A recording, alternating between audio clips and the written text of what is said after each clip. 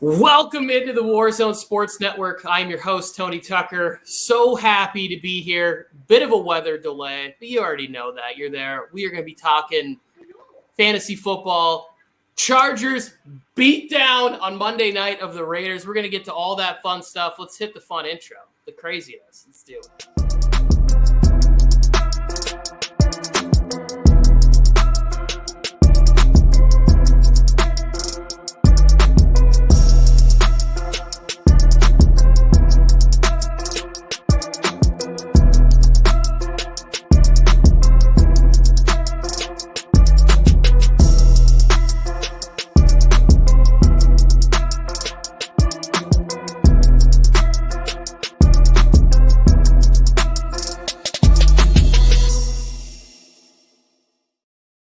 Tony Tuck, we live. Yes! Monday Night Football. Hello, Joe. Chargers, Raiders, Flojo. Flojo, your audio cut out. Joe Morley checking in live from SoFi. I can't wait. Free chat. Anybody out there who jumps in, drop who you think's going to win. We got Browns fan 32 coming in here to rain on my parade because you guys were able to beat Kirk Cousins. Everybody beats Kirk Cousins. Get out of here. Miss me with that noise. Let us know. Are you cheering for the Pirate Patch? Are you here to represent the Bolts like former Governor Great? Go Chargers, go!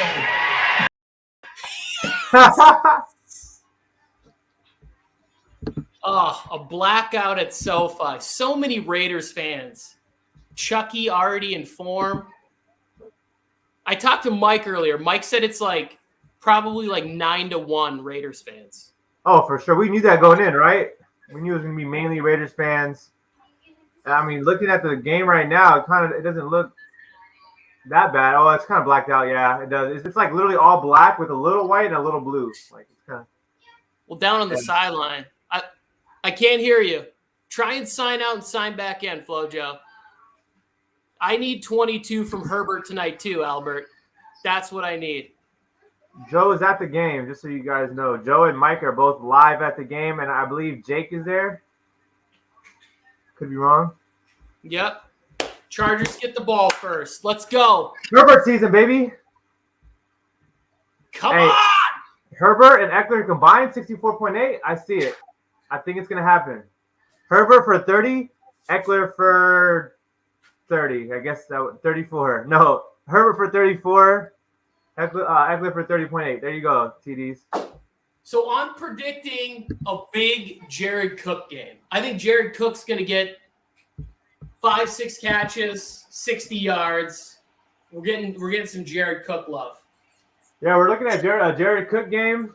Tony might be ahead of me because he's already celebrating and I think Cook just caught a pass. So, no, Keenan Allen actually with the first catch of the game. How you feel about that, Tony? Your boy Keenan. I'm already dropping back in the pocket, slinging dimes. Hey, can you hear me? Yes, we got your back. I can hear you, Flojo. All right, cool. Yeah, it's a Keenan Allen type game. I'm on board with some Jared Cook. I told Tony you better light a candle for his boy Austin Eckler. But look, man, I'm good with whatever is going to happen. Oh no, the end is near. I can feel it. Pain is creeping in. My chest is getting tight. Tony, what do you need him not to do? What's his cap that you need for him? Oh, bro, it's a wrap. No matter how I look, I'm down. I think 12. I got Jared Cook and he has Austin Eckler. It's a wrap.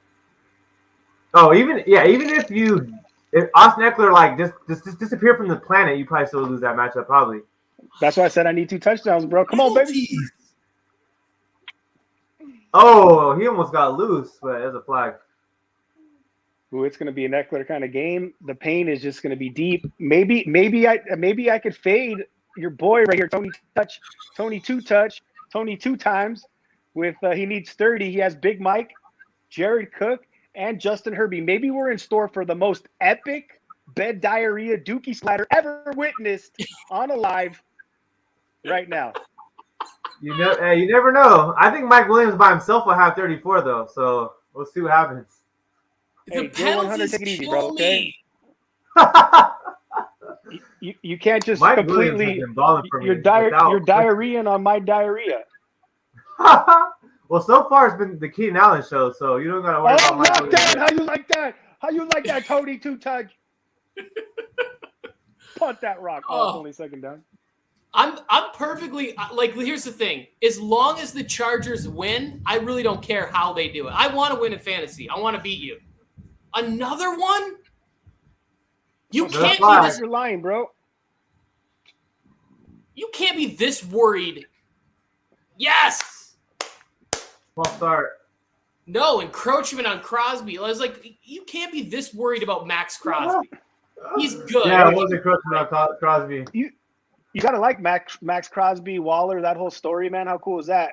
With these dudes kind of teaming up and doing that sobriety thing, man. That's pretty cool. It's good stuff. Yeah, I heard about that. That was pretty awesome that they're both going through that every day and still balling out at the highest level.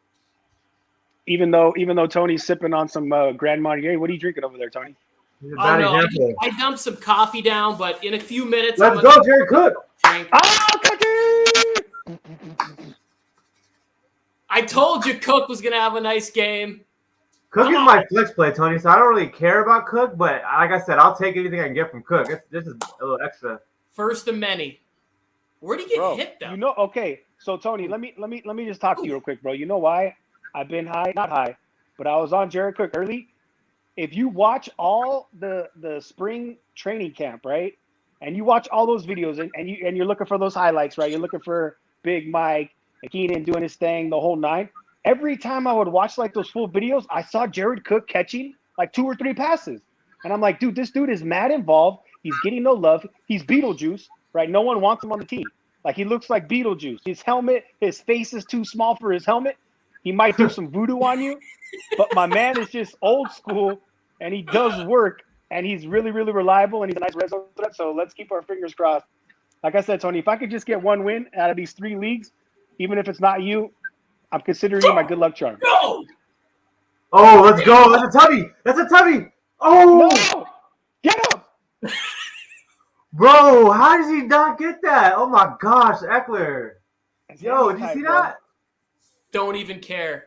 Look at that. Gashing him. Oh, my. Bro, he got ankle tackled. He had it. I know. Who is this? great Mullen call. Jr. Oh, goodness. Bro, if that was Madden, I'm running that in for 6. I'm doing the celebration dance. Oh, Eckler's out. Oh, Joe, you jinxed. Oh, my God. No, I'm so sorry. I don't wish injuries on anybody, bro. Like, real talk. I hate doing that. I'm a little desperate. I'll be real. But I never want to see anyone get hurt. A part of me smiling inside because you should have saw me Sunday. There's a reason why I can't go on lives with you guys on Sunday, Tony, and that's because your boy just can't handle it. I take this stuff way too personal, and I know. Well, so me and Tony both have Austin Eckler on our prize picks. He has him at 39.5 receiving yards, so that didn't happen, and I have him at 18 fantasy points, so that definitely didn't happen. Oh my goodness! We're now rooting for 4 out of 5. And you know who's inactive is garbage Joshua Kelly. So this might be a little time for Roundtree to flash. By the way, where has Jordan Palmer been? All this preseason hype. My man's getting love. He's going to be the wide receiver 3. He has not shown up. I know he's a rookie. He's a nice stash in Dynasty. But, like, where has he been? My man hasn't even had one splash play this entire NFL. Maybe this is his little mini breakout. But I smell. Hey, Tony, you smell that? Smells like a Jared Cook TD. Yeah. You guys are on a little bit earlier than me, so. Oh, no, Justin Jackson. Okay. I have Justin Jackson and Larry Roundtree in some leagues, so that's actually not the worst. I just didn't expect him to do anything. I just have him out there, like, you know. Well, you can't. I mean, the Chargers are throwing 70% of the time, too, so. Yeah. This offense is going to run even more through Herbert with Eckler gone. Like, because Roundtree can catch too. Like in the preseason game, he had a bunch of catches. I know they were coming from Chase Daniels, but they're there. You got Mike in single coverage. Oh, that guy looks nervous. That guy looks real nervous. No, that's not going to work. That's for Lojo did call it though. They got to finish this. They got to finish this drive off. Why, bro? You worried about Derek Carr? Are you worried about Derek Carr mini moonball, mini Russ Wilson, but terrible? Come on, bro. Derek Carr, I think Derek Carr, Josh Allen, front runners for MVP. With What Justin about Herbert. Kyler, bro? Kyler? Oh, I love Kyler. I have a Kyler jersey right there, but we'll have to see. That's a tough division. That division is tough. What But is here we that? Cookie in the slot. Cookie's uncovered. Shit. Oh. You Are can't. you guys on third down already? No. It's third down now. They just ran. Okay, I think you're like 1 second behind me, but Tony might be ahead of me because Tony's out here celebrating and stuff. Like, I know. No, I'm having a mental breakdown. Austin Eckler's back in. Austin Eckler's back in. See? is he really? What kind of sick joke is this, Flojo? No, I'm just playing. Yeah, he is. Hey, bro, Okay, you got Cook on the outs. This is a mismatch. Oh, Eckler splitting out wide. No, he's in the slot. Yes. they're going QB draw. QB draw. Oh, Cook touchdown. Yes. Oh no, Oh, Parham no, Jr. Parham. Shit. Come on, bro. What are you doing? I pulled a leg muscle celebrating on that one. I think every team I have Parham Jr. in, they're like last play. They're doing nothing. Like, so it doesn't matter. But No, it's a long season though, Tony. rostered. So If he's rostered, you're Oh doing it my all wrong. goodness. Raiders fans having a home celebration. Chargers go. All night long, all night long. hey, Tony, you know what time it is, baby?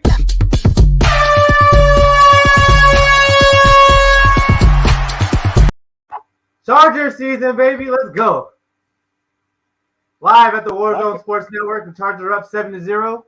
Parham Jr. Okay, so the fantasy side of me is like, Parham Jr., get out of my life. That should have been Jared Cook's touchdown.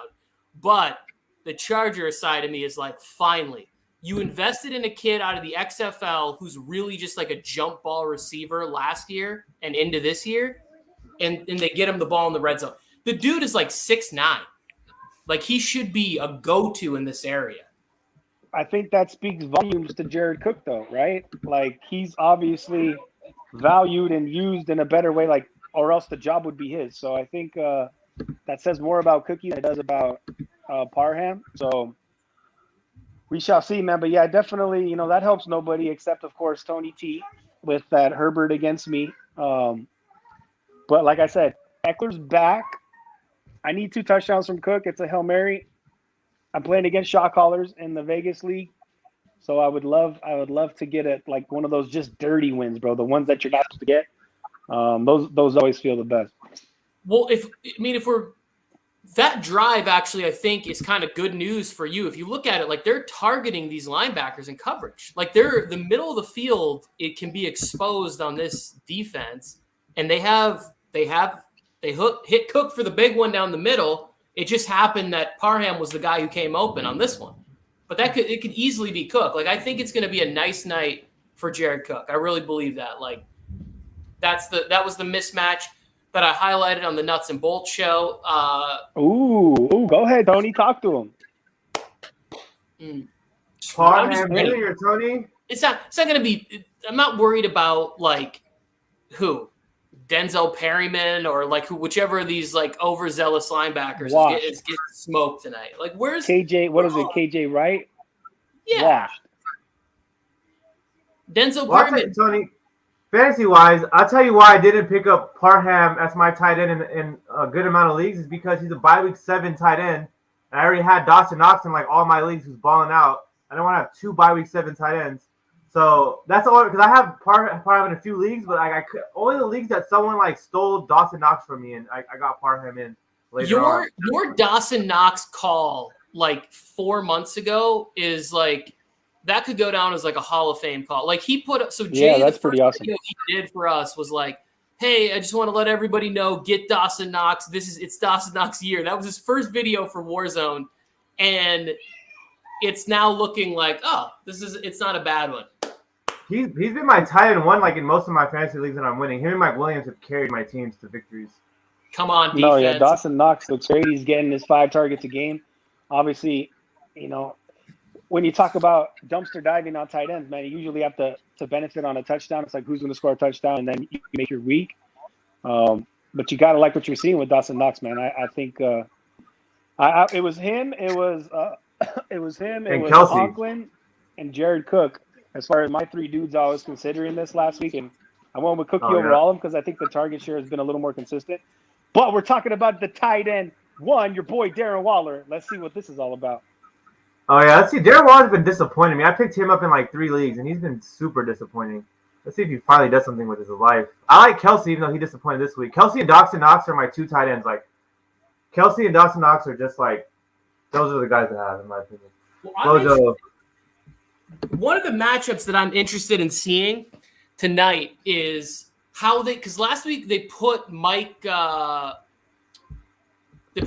Davis on Kelsey a lot, and then this week, like, are they going to use Davis on him again and continue to let James? Yes, yeah, stuffed. Oh, Josh Jacobs got stuffed at the goal line. Maybe we need to see some Kenyon Drake or a little bit of some Peyton Barber. Just playing on the Peyton Barber.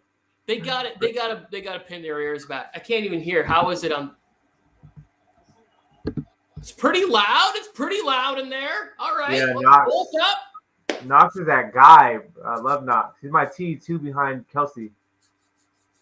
Come Yeah, I on. don't have to that high. Come on. Here we go. Raiders on 3rd down. I think Tony's a little bit ahead, so we're going to see. Depending on his reaction right now, we'll find out what happened. Carr dropping back. Oh, a drop by, is that Darren Waller? Or is that No, Renfro?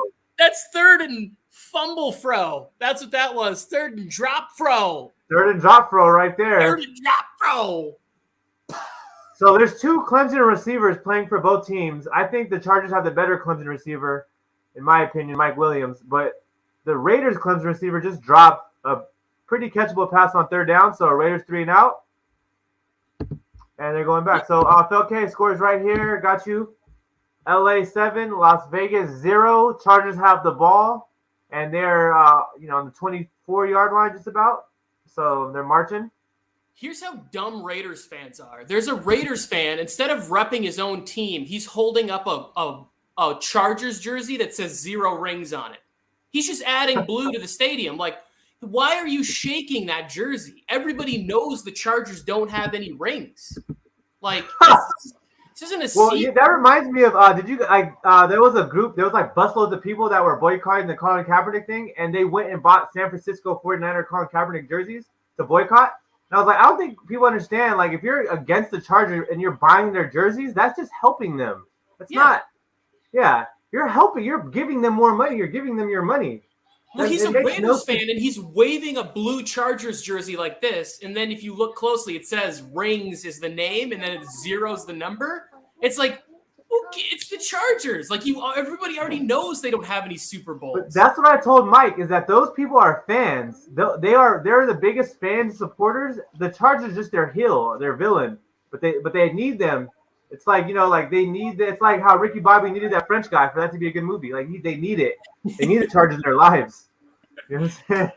Well, I was just thinking about, you're talking about people buying jerseys and indirectly supporting a team, like, then doing it the wrong way. Like, yeah, let me buy a jersey, let me light it on fire to show you that I'm getting you back. Like, come on, man. Like, people are slow, bro. You know what I mean? Oh. Yeah, it's so dumb. Actually, that's a good strategy. I should like make a brand of something and make people hate it, so everyone will just mass buy it and burn it. Yeah, and they'll buy it again when they like it in 6 months. It's cool. Like LeBron James. You guys remember LeBron James? People bought his jersey, his Cavs jersey, in masses to burn it, and then he just went right back to the Cavs, and they just rebought the same jerseys to actually wear it to the game. Yes, no, I remember people. Sometimes fans do some really dumb stuff, and I'm guilty of that. And especially when I was young, like I grew up like a young Favre fan, and I used to just lose my mind when Favre would throw those game-losing interceptions, punching walls, and like just the dumbest stuff. Yeah, angry kid, huh, Tony? Yeah, I mean, I was a borderline kid, like 19, 20, an adult. Well, yeah, what, 26, and you're like, damn, I guess I got to start growing up. Like, this sucks. Well, yeah, when he retired, it was like kind of like a relief. Come on, Herbie. Eckler's out. I know. Oh, what a Waiting for the another update. dime. That's like one of the things. You know Go ahead, what? Phil. Real quick, what I was watching. Do you guys know Jordan Palmer, right? Carson Palmer's little brother. Yeah. He Yep. does like all the QB camps. I think it's called the QB Summit, the Elite 11 with Trent Dilfer. Like, dude does amazing work. I respect his eye, and he was mentioning like that effortless velocity on a ball, right? And obviously you got to think about Josh Allen, but he mentioned Justin Herbert having that like effortless velocity, bro. Like he doesn't look like he's trying at all, but the ball is flying out of his hand. And that's just one of the things, like those subtleties that you can watch and see on tape where, kind of how you can separate these players from, true talents, or just like a good player should be in the NFL, but there's like a Derek Carr, like he's okay, deep ball accuracy, but like he's not wowing you, right? He's not like a dude where you're watching, you're like, damn, like this dude's special and the ball is coming out of his hand ridiculously. Justin Herbert is one of those dudes, and that's one of the reasons why I just love watching him, man, because he throws the ball so pretty, man. He has one of the nicest balls in the league. Yeah, He's a great arm talent. Yeah, I've always thought he was a special arm talent for sure. I like Derek Carr. I'm not gonna hate on Derek Carr. I mean, I know you're not hating on him, but I'm saying like I like Derek Carr for how he kind of plays the game overall. I think Herbert has the ability to become an elite quarterback in that top tier of like Patrick Mahomes, like that like level, because he has what Derek Carr has, but he also has, I think, a special arm talent that kind of like defines him past his hard work ethic and his mental game and everything else that there is to know about the position. So I agree with you, basically. That's what I'm saying.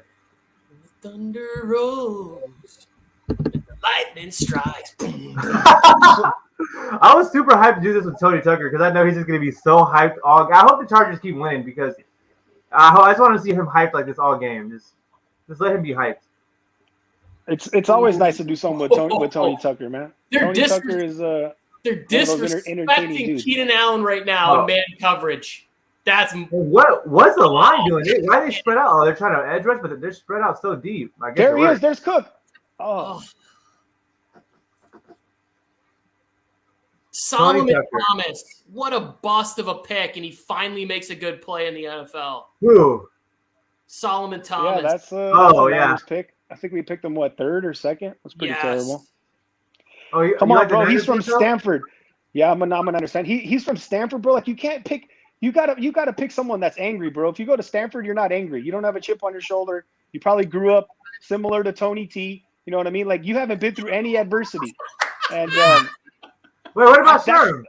That's not who I want with my third pick, bro. Like I want a guy that was struggling, bro, that had to, eat cereal with water. Like that's who I want on my team. Hey, what about Big Sherm?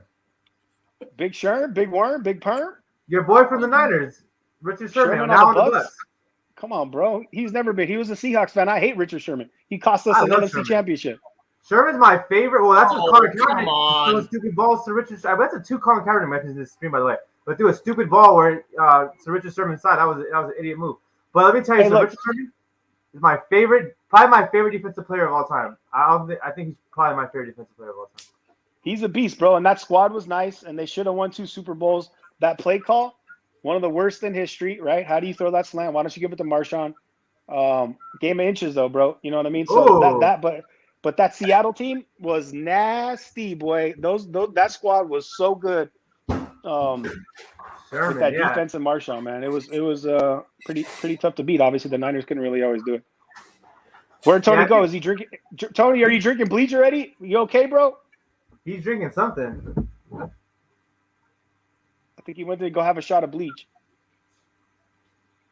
You don't worry about me in there. Just keep your fantasy talk going.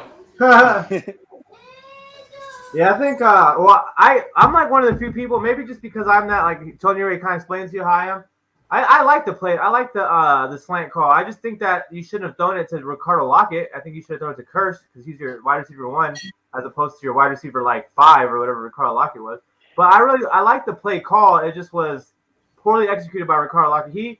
He was waiting for the ball to come to him. Like he backed up to wait for the ball to come to him, and Malcolm Butler just jumped it. But if he would have went towards the ball and went to catch it, and it worked as an incomplete pass, and you have the next down and do something else, and at least they know that the pass is a threat. So if you do run it in, you maybe have some more room for Marshawn. But I like the call. I've had this conversation on this network about 4 times, but I like the call 100%. I agree with it. But I do know in hindsight it looked terrible because it was a pick. But I mean, you got Marshawn, bro, and it was what, second down? Like, run the ball. You know what I'm saying? Like, You got to give it to him at least once. I don't care what the numbers say. You got to give it to him once. But it was second down, Tony. So if that's the play, that play should have been a touchdown or at worst an incomplete pass, and then you hand it off to Marshawn on third down. But we didn't get to third down because it was a pick. But you did see how Belichick was scheming that exact play in practice. So they must have had a tendency. They must have shown something the way they lined up, because they ran against that in practice, and they showed homeboy Malcolm Butler jumping that same route in practice before that Super Bowl. So maybe not the best call. You know what I'm saying? No, yeah. No, I mean, I get it. But Marshawn Lynch is getting stuffed a lot on the goal line that year. Had a few goal line fumbles. So I get both sides. It's one of the things. If it works, you're a genius. If it doesn't work, you're an idiot. Either way, either play you run, it's a Super Bowl. So I agree though. I think they should have scored the touchdown. But Tony T, what'd you put on your thing when you were 9 years old? I guarantee you it wasn't a professional football player. It was. No, my thing, I think I still have it somewhere, and my mom saved it. I think I want to be a professional hockey player, and I didn't really care where I lived. I didn't think about that kind of stuff. That's interesting because my man Jay, are you born and raised in like kind of the LA area, LA County? Yeah, basically, I was raised in LA, born in Bakersfield, and then moved to Orange County, and I just moved to Riverside. So like hockey's never been a thing for us, right? Like that's like just as of late, you got younger kids who maybe their parents got some dough, they can put them in some ice hockey, but like that, something that I think most LA kids were accustomed to or even tried playing when they were kids, you know? Yeah, no, we grew up like playing street hockey with like just nothing, like you know what I'm saying? Yeah. Like never ice hockey, but I know, there's no people that played ice hockey were like, it was weird. They were like, like you said, they were like some like higher echelon people. It's a rich kid sport. The only reason I got to play was a great thing called the Kaufman Fund, and you would go there and they would outfit you with equipment and everything like that, and then they would buy you ice time, let you get on the ice. It wasn't like nowadays. It's like minority outreach programs and stuff like that. There was none of that. They were like, hey, brown kid, like get out of like that wasn't. Well, no, I was more going off of the East Coast thing. You know what I mean? Like you're in Detroit, like that's something that you guys would gravitate towards. And even lacrosse. I remember before I went to college back east, I was like, what the hell's lacrosse, right? Lacrosse wasn't even a thing. Out here it was water polo. So we got in a bunch of fights with all the lacrosse kids because, so my whole point is like football, ice hockey, lacrosse, like there's some good athletes that play all those sports where I think, being younger, I was like, man, what is this? This is lame. These dudes aren't any athletes. But as you get older, I think you find ways to respect dudes that ball out in different types of deals, Well, Tony, I got a question for you because I got a good friend out in Minnesota. He's a multimillionaire now, but he grew up, he said, without like too much money or whatever. He played hockey because he was from Minnesota, and he said that they had boxing lessons at practice for hockey. He's an idiot. You do locker boxing where you put your helmet, your gloves on, and you fight, but you don't. Yes! Touchdown, Derek Carr! Oh, fumble! Oh, Joey Bosa. They threw the beanbag. Oh my goodness! I should have known it wasn't a touchdown. How Tony reacted, but every time I hear a cheer, I just think touchdown. But I forgot. Tony is. Can we talk about how disappointing Kenyon Drake's been? And by the way, real quick, J100, There's a comment saying that Dawson Knox is this year's Robert Tonyan, bro. Talk to the people about your 4-month early call. Let them know. Yeah, well, I'm telling people. I told him back then. I'm telling him now. Travis Kelce. I told him back then that Dawson Knox is my T like 5 or 7 or something like that. But now I'm saying Travis Kelce is my T1. Dawson Knox is my T2. Pick them up. I mean, you can't pick them up. They're too good. But what I'm saying is, yes, 4 months ago, I said Dawson Knox is going to be a top-tier tight end. He is. I think he's going to be better than Tonyan was last year, in my opinion. But, yeah, definitely nowadays, pick him up over Tonyan for sure. And Mike's not here, guys. Mike's at the game. But I have another comment here for y'all. Do y'all want to rate fish pizza? Because that's one of Justin Herbert's least favorite foods. Have you guys – fish pizza is actually really good. I don't even like pizza. But fish pizza has to be like up there. Automatic lose points for me. What about you, Tony? How do you not like pizza, bro? Let's be real. Yeah, I don't. It's because I don't eat dairy. I don't eat dairy products. So like cheese, I don't eat it. So I eat pizza without cheese, which is cool every now and shit. then. But yeah, I'm That's not weird. a big fan of pizza in general. So you but eat breadsticks and dip them in marinara sauce? Like, no, what it is I go to like those like make your own pizza places, and I just get like the sauce, and I get like every meat that they have and every vegetable that they have with the sauce. You're gonna earn that $9, bro. You know what I'm saying? Yeah. See, here's the thing. Pizza's great, and it's hard to cheese, mess that's the whole pizza point. up. You can trust pizza. You can trust cheeseburgers at most places. Like, you can't go anywhere and get like steak. You can't go anywhere and get seafood or whatever. But like, it's pretty hard to mess up a pizza. Sauce, cheese. I get it. I have a lactose intolerance issue too. I'm old, married. I don't give a shit about it anymore. Like, bring it on. Bring on whatever it is. It don't matter anymore.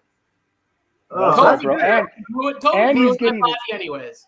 And he's getting a computer for his 10-year anniversary, so you know it don't matter. Tony T's putting it down. Tony's living every young boy's fantasy. Oh, you guys have no idea. Just being a homeowner is a dream. It's insane. I know. I'm trying to get there one day. I might move to Oklahoma for that though. It's crazy out here. Yeah. But For real, bro. That's crazy. But fish pizza. If you go to a good place to get fish pizza, like lobster and like shrimp or whatever, like fish pizza is actually like delicious. I forgot. There's a place I went to. It's really good. You ever been to Barry's in Melrose? I haven't. That Barry's sounds like Melrose, a place I need it's to like go. a lobster pizza, bro. It's a little spendy, but Barry's in Melrose, best lobster pizza that I've ever had. My wife is used to be bougie until she married me, so she actually took me there. What's up, Tony?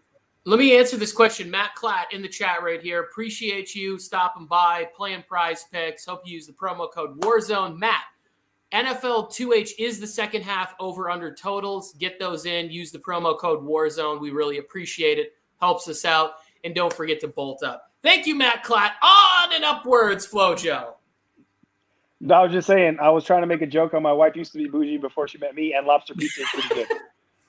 So that's all I got. That's fine. She definitely did. All her time in tattoo parlors. Come on! Hey, actually, when I met my wife, I had 0 tattoos, and she had like 1 or 2. So, dang. Okay, Flojo, to answer your question before about the Josh Palmer thing, they've been giving Guyton the edge. That's the reason why we're not getting to see Josh Palmer enough. Guyton has had a bunch of penalties, and he dropped a touchdown pass that would have put the Chargers up 21 points against the Chiefs last week. He needs to have a good game this week, or we're going to start Josh Palmer's season early. What I was thinking, though, is Guyton is a better fit for this offense because Josh Palmer is like a Big Mike, right? He's a big body, not as fast. Guyton can get down the field and stretch it. So I think from an offensive standpoint, it makes sense, and I understand why. But Jordan Palmer, I thought, was going to be a little more consistent. So to your point, if he plays well, we're probably not going to see him. But I think even if he doesn't, he's still a better fit for what he needs to do in this offense, which is stretch the field, because that's not really what Keenan does, and that's not really what Big Mike does now in this offense. So I think if I'm running the show, you know what I'm saying, I'm probably going to keep Guyton in over because he does different things than I think Josh Palmer can. But I kind of like the idea, like how they used to use Mike Williams. He was injured all the time because he was going up for those 50-50 balls. But Palmer's big and fast. Like, he's young. Let's see if he can. Let's see if his body can hold up under that shit. Mike Williams. Jared Cook. Come on, Herbie. Give him a shot. I thought he had Mike Williams right there, but he overthrew the hell out of everybody. I can't wait. Like, all the Raiders fans in my life are going to be like, Nate Hobbs shut down Mike Williams. It's like, no, he's not even part of the game plan. They're not even looking at him right now. It's not Nate Hobbs. Nate Hobbs is locking down Mike Williams. Hey, Mike Williams, what is he, the number 6 pick, bro? Like, Mike Williams got some nice draft pedigree. He's a good player, man. I love Mike Will. Mike Will made it, you know? Big Mike Will. There he is. I see a Jared Cook for 12 right here. It's just short of the first down. He's open. Dang it. That's not going to get it done, Tony. That's not going to get it done, Tony. If that was Eckler, that would have been like a 15-yard run right there. Twinge. Can you say twinge? Right there, like, this is what I kind of like. Like, I'm almost like, if you're not going to kick field goals, if you're not going to trust your field goal kicker where you maybe get it inside the 35 and you're going to boot one, like, throw it down like a punt. Yeah, throw it up. See what happens. Maybe there you go, just like that. Oh, he should have done it. Bro, are you kidding? Oh, Are you kidding? Renfro with the big stick. Hunter Renfro player of the game. Beast, bro. That's what you want on your team. See, that's the white guy, bro, that was picked last and everything. Worked harder than anybody. My man's in the league and he's doing work, bro. I love that. Who wants Hunter Renfro? Nobody. Hunter Renfro, that's so funny, bro. He's out here like, I can play every position. Special teams, wide receiver, defensive back. What a great recognition, bro. Like, my man's coming up from returner to put in that hit before the marker, even if he would have caught it. So this is what I was going to say as that play was happening, was that, like, if you're not going to trust your kicker, then I would much rather have Herbert push it downfield, possibly throw an interception, almost like a punt. Like, yeah, 100%. Why not? Why not try and use your superior athletic ability in the positive? And then they do that play. Why are you throwing it with your punter when you have Herbert? Like, don't do that. Like, get up there and call a play and use your guy. I just don't like plays like that. I don't like. Unfortunate news for us, too, is that I don't have that. Whoever caught that ball, I don't have him in fantasy on any team. That's for sure. So I don't help nobody. And this just grows the legend of Hunter Renfro, by the way. Yeah, like, totally. Look at that. Yeah. Just like people just love like, shit. Hey, but look, he was sniffing it out, bro. You got him. You got him. He was already walking. Yeah, you seen that, right? Like, even before the play happened, he kind of already was recognizing that play. Tony, you're like definitely 10 seconds ahead of us. Yeah, Tony's like, a good 10 seconds ahead of you and a good 8 seconds ahead of me. I can't hold it in, guys. I'd love to pretend like I can. It's not going to happen. It's just not. Hey, yeah, that's why it's funny, because like, I'll see a play happen. I'll hear Tony go like, oh, and I'll be like, oh. And then like 2 seconds later, he'll be like, oh. And we're like, oh. If you guys are still here for the end of the game, I tell you what, I'll go into the background and celebrate and then join you when it hits there. I'll be able to see you still though, Tony. So it don't matter. Exactly. It's obvious, bro. We don't even need to watch the game. We could just watch your reaction. And that's hopefully what people are doing here on the stream. Just watch Tony's reaction. Don't even turn the game on. Who cares about ESPN? They don't pay you. Okay. Did we answer the question on what? Can we talk about how disappointing Kenyon Drake's been? Oh, yeah, he's been very disappointing. Like, I couldn't believe how bad, especially when Josh Jacobs was out, because he was a guy that I thought would be maybe the top guy in Oakland with Josh Jacobs, like he was in Arizona with Chase Edmonds. But he seemed to be the backup depth piece, like Sony Michel, regardless. And Sony Michel got more touches when Jared Henderson was out. So, yeah, regardless of who's in, he's not in. He's not doing anything. And your boy Peyton Barber is questionable to return, so. The legend. Henry Renfro. Does Henry Renfro get fumble points on? No, I'm just playing. He got like tackle points for tackle. He could for a wide receiver, like in your wide receiver slot. Is he like? Because I know there was another player that I had that, and I was like, I should get some points for that. So Hunter Renfro, I believe, is from Stanford too. And I think he's from Clemson, isn't he? We had this conversation, Tony, on the stream yeah. already. The two Clemson receivers are going head to head today. Jay's glitching out. Might be mine. I don't know, but I'm going to continue this. I'll say this. You're right. He is a Clemson guy. I think that to go back to the Stanford thing, like you either have to be supremely talented from a school like that, or you have to be like super smart. Like you just have to be like X's and O's way ahead. Otherwise, I don't want to use it because even like a guy, when you draft people from Stanford, a lot of times those guys have options in life. Yeah, right. Andrew Luck was just like, shit. He's like, I'm not putting my body through this. He's like, I got a wife and kids, and I want to enjoy my life. I'm going to retire at 29 years old or whatever. Like, there was another kid. I don't remember what school he was from, but he was a linebacker for you guys. Yes. His dad worked on Wall Street. Dude, he retired. He was a baller too, bro. What was that dude's name? His rookie season, he was like one of the best linebackers. So good, yes. And then he just was like, you know what? I got a concussion, and I could get a job making $500K. And with the potential, I can't remember his name. I'm drawing a blank, but I know exactly what you're talking about. I've had so many concussions for free, Tony. Oh yeah, I stopped playing football because of a concussion. I played tight end. I caught a ball over the middle, and I was a fat kid, so I was basically an extra lineman. I caught 2 passes that season. The second pass I caught, I got lit up by a kid who weighed like 240. I was sitting in class the next day, and I was there, and the teacher started talking. Remember those desks that used to have the table with the arm wrapped around the side? I thought the arm was here, and the teacher was like, Tony, are you okay? And I was like going back and forth. I go, I'm fine. And I went to put my arm, and I fell out of my chair, hit my head on the thing next to me. They went home. They're like, he needs to go. The evaluation on Saturday wasn't good enough. But I woke up in the hospital, and they were like, oh, he's fine. He's a big kid. He's fine. Yeah. It was like a week straight of me, and I was like walking like this every day. Yeah, I know. Concussions suck. I had a game against a high school, and this guy, like, we were just dominating, and I was kind of a showboat, but whatever. But I went up for a layup, and the dude like grabbed me and like just like threw me on the hardwood, and I smacked my head. I was knocked out. Woke up with people standing above me. I couldn't walk straight. Like, that sounds weird, like, nothing like that. But just off the concussion. And then it took me 2 weeks. I was like literally I couldn't have my balance for like 2 weeks. I lost my team captain spot. I was like, bro, I'm trying to finish the season off, but I can't even walk straight. It was crazy. But I kept playing though, because why not, Tony? Who cares? I was just picturing Tony running a route as a tight end and getting absolutely annihilated, and I was enjoying that image in my head. Dude, I cut a 6-yard busted scramble route that he had, and I turned around murdered. And just ate shoulder. It was just black. It just went black. And the next thing I remember was a flashlight in my eyes at the Menominee Hospital, and they're like, "Hey," they're like, "What's your name?" And I was like, "Who are you? Where am I?" Like, it was just the weirdest thing. And they're like, "You okay? What day of the week is it?" And I was like, "It's Saturday." Like, and I was able to answer the questions, but I was nauseous. I was throwing up for like 3 days after that. Damn.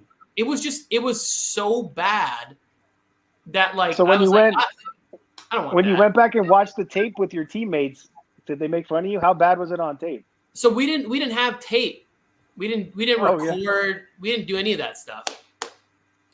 But I remember going back, and then they were like they were having plays to me. And like I said, so basically what happened was I was a 6th grader who was 150 pounds. And I was playing against 8th grade kids in Pop Warner who were like 190, 200 pounds. And we had a kid who went on and played college football, and he used to be the D end. At one point, I just said, "Hey, Bill, can you do me a favor and just pick me up on a play and just move me to the side?" Because he was beating me up at tight end. Just forearms to the head the whole practice. I was like, "Bill, please." He picked me up under the shoulder pads. He moves me to the side, and then the coach goes, "Tucker, what was that? What was that?" And I was like, "I don't know." And he's like, "Run laps." And I was like, "Motherfucker!" Like, I couldn't win. I'm either getting abused by this guy, or the coach is making my fat ass run around the field because I asked for a favor. He was 210 pounds. He had chest hair already. Ah, man. No, Mike Will. Oh. Hey, Herbie's off tonight, bro. Let's be real. Herbie is off tonight. My man needs to reset. The Monday Night Lights. Maybe it was the lightning. Dude. He is off a little bit tonight. He's missed on a lot of easy throws. Ooh, nice get off, Big Mike. Oh my God, that's a touchdown. Is Tyrod Taylor available tonight, Mike? Or is he still hurt? Net just got smoked. No, he's not. He's nursing a lung and a hamstring in Texans. Dang it. He must have some sharp ribs, bro. What's going on with him?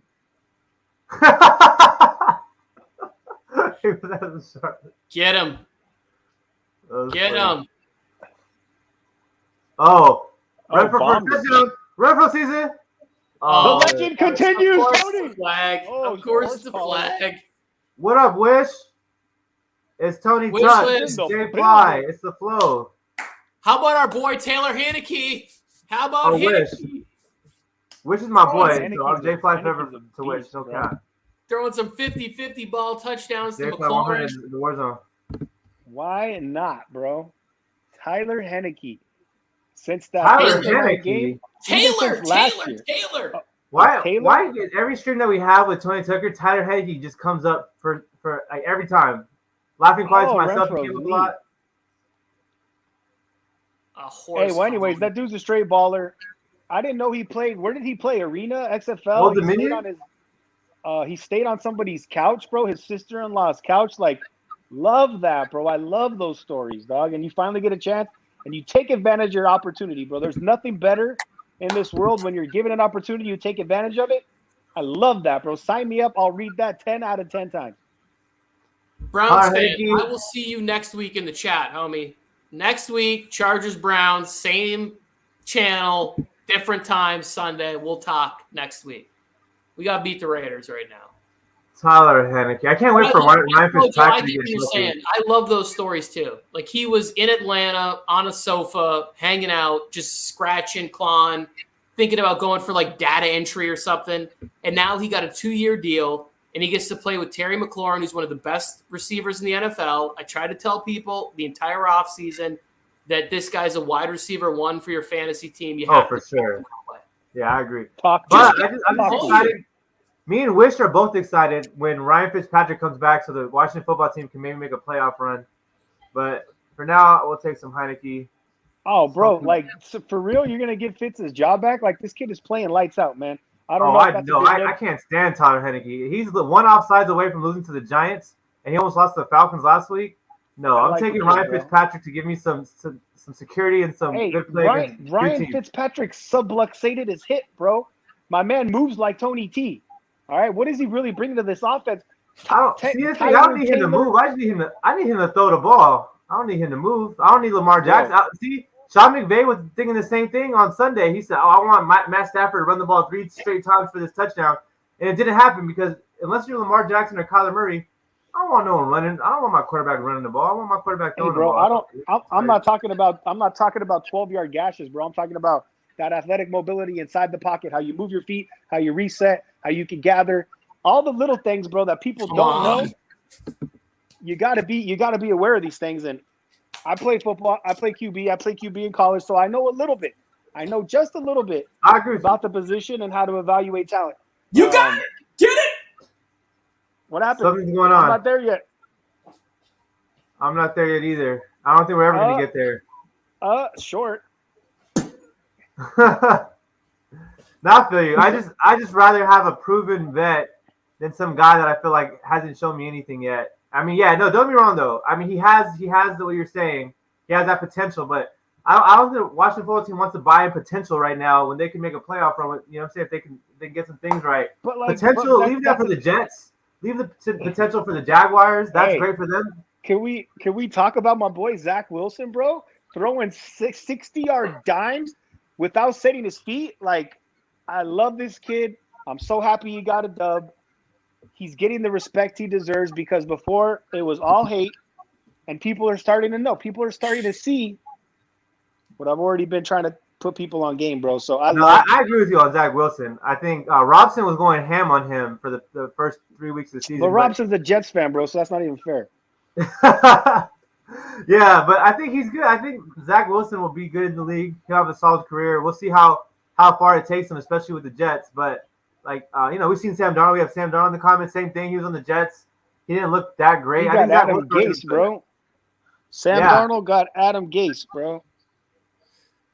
Well, okay.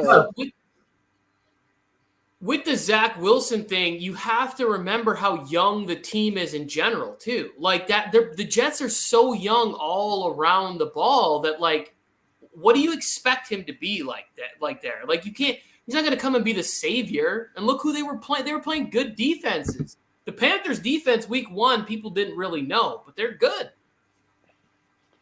No, look, I'm with you, and like we talked about that on the show, right? Peyton Manning, Troy Aikman, like Super Bowl.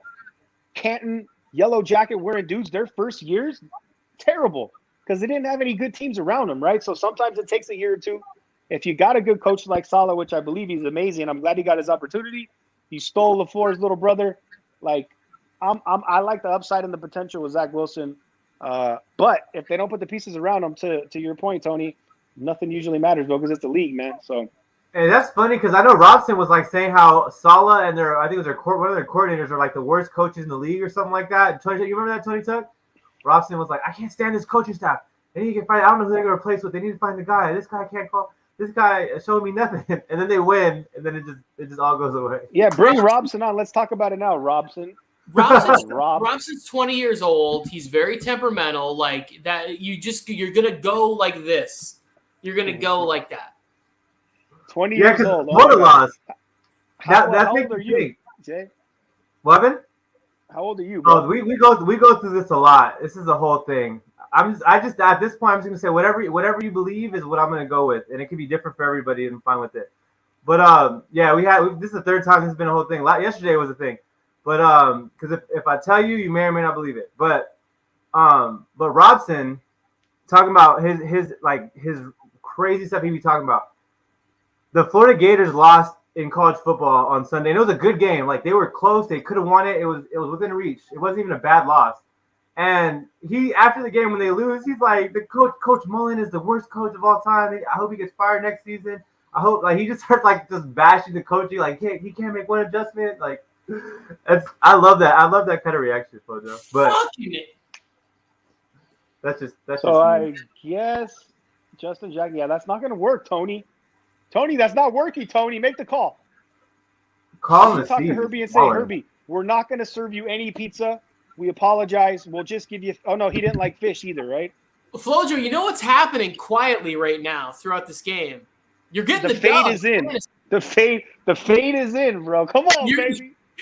You're getting the full on fucking Monday night defecate your depends fantasy football W right now. Hey, it's so early. Let's be real. It's so early.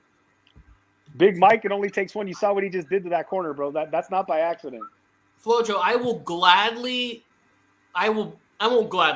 would be okay with losing in fantasy as long as I don't have to deal with Joe Morley and Max or Juan from the Max and Juan cast for a week in my DMs talking Raiders.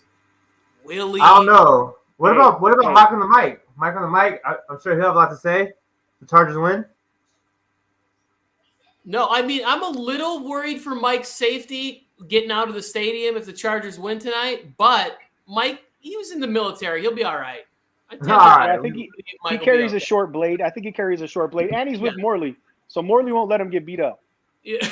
I told Mike, I was like, just don't wear any Chargers gear and just say you're a Raiders fan when you're entering and exiting the building. That's all you got to do. It's easy. My man can't help himself. He's wearing his Herbie from the Swift swap meet. He can't help himself. Yeah. Okay, Tony. Tony, come back. Oh, there you are. Yes. Okay, check it out. Since we're here and Keenan Allen is playing tonight, so it is a little bit relevant. Your boy, fantasy football fit, Mr. Swole, Mr. Brolic, that makes both of us look like 5-year-old boys. In King of Lions, right? He said, "Hey, what's CPAT worth to you?" And I'm like, "You want him?" I was like, "Package something for Keenan." So we don't have a deal, but it's on the table. We got J-Rob.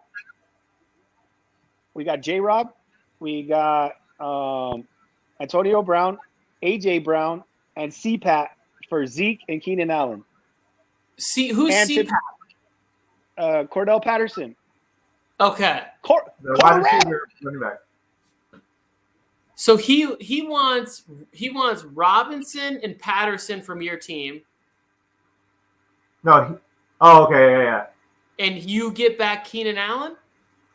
Zeke and Keenan Allen. So it's J-Rob, C-Pat, Antonio Brown, AJ Brown for Zeke, Keenan, and Tim Patrick. In my opinion, whoever's getting J-Rob and who's getting AJ Brown when he's healthy and Antonio Brown, I think they're winning that deal, in my opinion. But if they don't do that, then maybe because Keenan is the best guy. If you were getting back more than because Tim Patrick's value goes down, I don't think Jerry Jeudy's the same player when he comes back because he's a route runner and dude broke an ankle. Like it's one thing to come back and you have like a hamstring or like a hand or something. He goes in and out of those breaks so quickly. The last thing you want is the injury that Jerry Jeudy had, in my opinion. Right. The Tim Patrick is the thing that breaks the deal for me because I think he's a good player, but we don't know about Bridgewater. We don't know what the deal is. I don't even know what else to counter because okay, but so my team in King of Lions, bro. So basically I would have Waller, Kupp, I would have Keenan Allen, I would have Aaron Jones, I would have Zeke, and I would have Swift. Oh no, sorry, I don't have Waller in that league. I just lost Logan Thomas. So I just don't have a tight end. So my starting lineup would be Diesel, bro. Yes, but does he have Tony Pollard to also throw in that? That's of course, that's the yes, I know. But I don't have J-Rob Scuff, even though there isn't one, but you know what I mean? So you have J-Rob now, or you're trying to get rid of him for Keenan? I'm not trying to get rid of him. He came to me for Cordero Patterson, and I don't mind selling him whatsoever because, like, is that really going to sustain 30% of – you know what I mean? Like, yeah, no, I agree with you. Get rid of Patterson as soon as you can if you can get some value from him while he's high, for sure. So do you think I should package Swift and somebody for Keenan? Swift and Cordero Patterson for Keenan? I like Swift, man. He's a buy low. I don't want to sell him. I like Swift a lot, actually. Like, Swift's one of my top guys, too. That's tough. I like J-Rob a lot, too, this year, though, now with everything going on. J-Rob's in the RB1 conversation. Thanks for making me hold, Tony T. No problem. Even though Edmonds had a good game yesterday, it's still J-Rob's one for sure. And J-Rob's not getting vultured like James Conner's the goal line back. I watched it up close and personal yesterday. I was at the Rams-Cardinals game. Every time they get inside the 15. Ooh, flag? You saw that little push? That little they did that to Russell Wilson. My man body slammed the shit out of him out of bounds. Oh, I thought you were talking about when he got up, he had that little shove down because they did that to Russell Wilson last week. We had a turnover. Give it to me. Who? Oh, Derek Carr? Wow, is that Edwards again? Who said that? Derek Carr, MVP kick, rocks, homie. Dude is average. Derek Carr, that was a bad play. Did you get at Piggy about that Kirk Cousins take? I see that's what I'm saying, bro. Like I get so lost in my own team's defeats and I just wallow in my sorrow that I don't even think about doing any of that until like the week progresses. I can shake it off, bro, but I need time to recover. And then I'll come back with some shit talking for sure. The Niners, yeah, that's tough. They got a tough situation going on over there with quarterbacks. No, hey, J100, my fantasy teams are my team, bro. Let's not get it twisted. Oh, there he is, makes an appearance. I like. Let's go, Darryl Waller's finally doing something with his life. Right. I like the Niners, but let's be real. My fantasy teams are the only thing that matter in my entire life. I'm ignoring my children right now, which I gotta probably switch it up. You have a little bit more control over that, right? Oh, he almost rolled his ankle. Actually, speaking of that, yeah, man, I got to jump off. Look, man, Jay, it was good meeting you. Tony, as always, mad love, brother. I got to do something, man. My kids are bothering me. So. No, family time. It's important. We appreciate you, Flojo. Thank you. Sir. Flojo, thanks for coming on. Peace, fellas. Yeah, of course, man. Word. Go, Herbie. Go, Herbie. Herbie Hancock. I don't know who that is, actually. I heard in an old movie that I watched. Maybe it's not a good reference. So I don't know who that is. But they just hit Waller with a taunting penalty. How? I didn't see him do anything. Because he spiked the ball and it bounced towards them. Here's the thing. Bro, what did I tell you about this yesterday, Tony? I'm a Chargers fan. I'm a Chargers fan, Jay, and I love the fact that the penalty went in our favor. It's a bullshit call. It can't happen. You can't do this. Everyone is a BS call, Tony. Every taunting call is a BS call because they can call it after every single play. They just pick and choose when they call it. You can't. Because it's all taunting and none of it's taunting at the same time. Because it's all taunting. If I get a touchdown and I do this, like, you know what I'm saying? Or if I, anything that I do after the fact that I do something good is technically taunting to somebody. But it's not taunting. You cannot ask these players in such an emotional game, like you're really only active for like 6 seconds and you do something great in a game like this, like you should be allowed to spike the ball. Like, unless if he like grabs the player and like throws him on the ground and calls him like a few like you got him. Like other than that, it's not taunting. Oh my goodness. Was that what's that guy's name? Tranquil? Drew Tranquil? Is it Tranquil? I thought that's who it was. Let me see on the replay here, but it looked like it was. Yeah, I think it was 49. Yep. And that's I like that play. I like that play from Tranquil too. He holds up because sometimes you get there and it's like, oh, it's my one chance to hit him. I'm going to hit him. No, you put the pressure on him. You got the throwaway. You did your job. It's 3rd and long. And now we want Jerry Tillery rushing the outside from one side, Bosa from the other, meet in the middle. Let's eat. Yes, hey, Fix. This is what. Run for. Let's stop. Let's go, Chargers. But yeah, hey, Fix. This is what I was talking about yesterday. And me and Tony were both kind of talking about this. Is that I've seen plays this season that have been like a Tyreek Hill backflip, or like these guys talking crazy, or these guys doing all this stuff, and no flags are called whatsoever. And then I see a play where a guy gets a stop and he gets up to the crowd and does a little bit of this, like a little bit of flexing, a little bit of head bobbing to the crowd, and they throw the flag, and now the 4th down stop is now a 15-yard penalty, 1st down for the team, and they end up winning the game because of it. And other plays where the Bills with Levi Wallace, where he does a little bit of this flag, and it's just so pick and choose. How can a head bob and a flex or this be worse than when these guys are talking their faces, or when these guys are throwing up? It doesn't make any sense. It's just pick and choose when the refs want to throw the flags.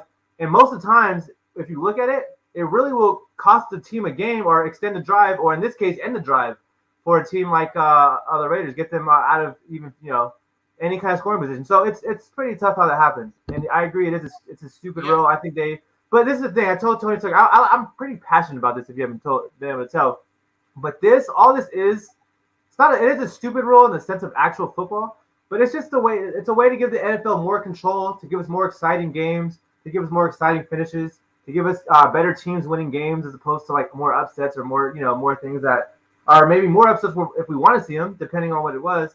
The game that I seen was the Titans and the Seahawks, and that was a great driving center for the Titans. And now they won, and now they're it kind of made it a little bit better for the Titans season, or else their season would be looking pretty depressing. Lose the Jets and the Seahawks.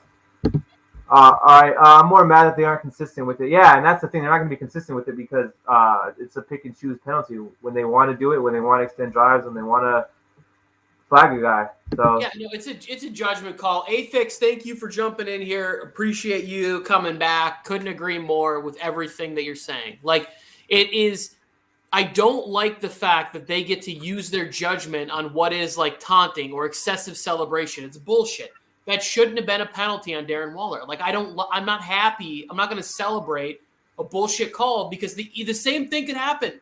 We could get a big play. Mike Williams could get up, pump his chest too close to a Raider, and now we're losing penalties. Like, we're losing yards. We're losing first down. Like, I'm never going to be a fan of the ref being like, oh, you're having too much fun out here in a game that's meant for entertainment. Well, again, the interviews. The reason I bring that play up is they interviewed Reed like the day after, 2 days after, something like that, and he talks about it's 4th down, I believe, 4th and 15. The guy throws a pass close to the end zone. He breaks it up. He gets up. He flexes to the crowd, and they throw the flag, extend the drive. The Seahawks end up losing that game, and because of that play. And he says, "Well, my whole life, when I make a big play, I want to get up and get the crowd hyped, and I'm used to doing that. You don't think in that moment that they might throw a flag if I show any kind of like happiness or celebration. You don't think about that when you're in a game. So when you think about a player as opposed to like a fan, we think it's ridiculous. Players aren't even trying to like. They're not even really trying. They're just naturally been doing it since they were probably like in 5th grade or something like that. So it's not fair to ask them to rewrite their whole entire brand. I could do that. Like if I went to the NFL, I could make plays and not celebrate and not make any emotion. You know what I'm saying? But these guys have been doing it since they were like 5. So it's just tough, And I like no emotion, but you can't ask it for the NFL players, especially nice. Products. It's fun. So I agree 100% with you guys. Let's go. Mike Williams finally getting the catch. And talking about Mike Williams, HQ, you're up 123-32, and I got Mike Williams, and he has Herbert. Yeah, you're winning that. Unless if you shoot 122-132, in that case it will be closer. But Mike Williams should go off. He's been quiet so far, but he should go off. He's a big play, big threat kind of guy. So any given moment, one good quarter for him is already going to give you 20 points. So. They need a drive. They need a drive right here. They have to. This has to. They need to just say we have the best player on the field tonight in Justin Herbert, and we need a drive. We need a long, sustained drive, put points on the board, go up, make a statement, because the Raiders are getting the ball back to start the second half. Well, the thing. This is the thing, Tony. I think both teams need a drive because it seems like there's been no offense in this game whatsoever. And it's not even great defense. It just seemed like Missed throws by there's Herbert. there's been great. I don't know what you're watching. You might be talking too much. The Chargers are playing great defense. There's been great defense, but I've seen already 2 bad throws from Derek Carr, and I've seen 2 overthrows from Justin Herbert that should have been deep bombs that could have been touchdowns. So what I'm saying is it's good defense, but if there's 2 good throws on both sides, it scores easily 14-7, which is a lot more points than we have now. So I know you've seen that Mike Williams overthrow twice, and then you've seen the Derek Carr missed throw to Henry Ruggs that should have went deep. So good defense, but they've definitely missed some opportunities to score a lot more points than they have now. No, they have to. I mean, they're past midfield. We got an injury right now on Arnett. Arnett, yep. And he's been playing nice for the Raiders. If you talk to Juan, and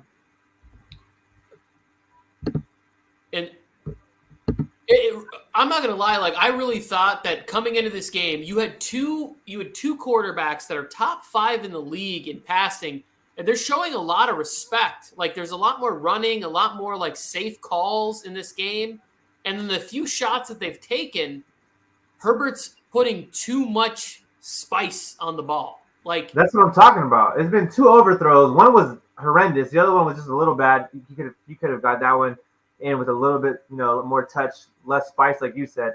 And then Derek Carr's done some bad ones too. So, if this is a game where this is how they're going to play it, you have to capitalize on those big plays when you get opportunity to have someone down the field like that.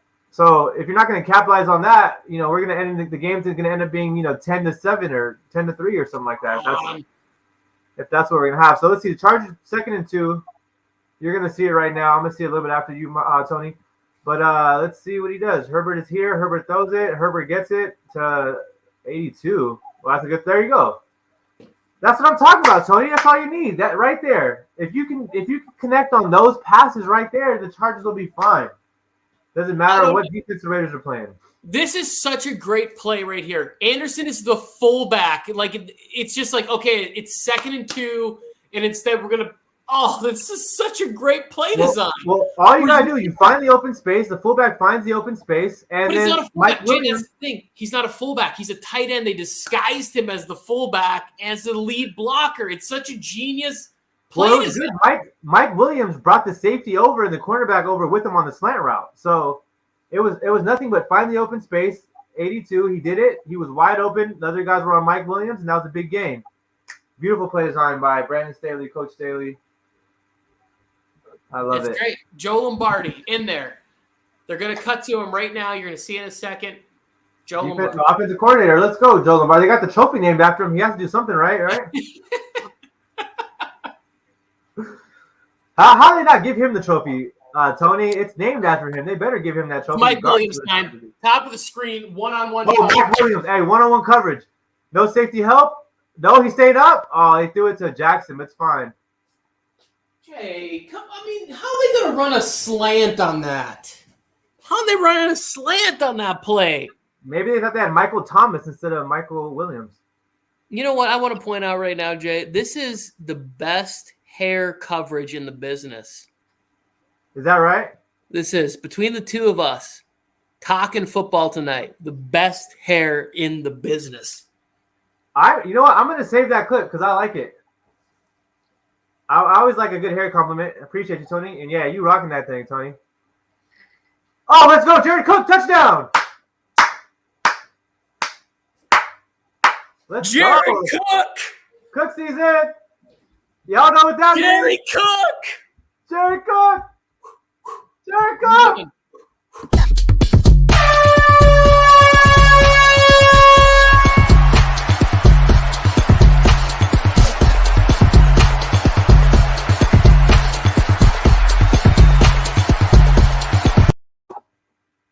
Hey, yep. How to make that one long for our guy Jared Cook out here with the tub.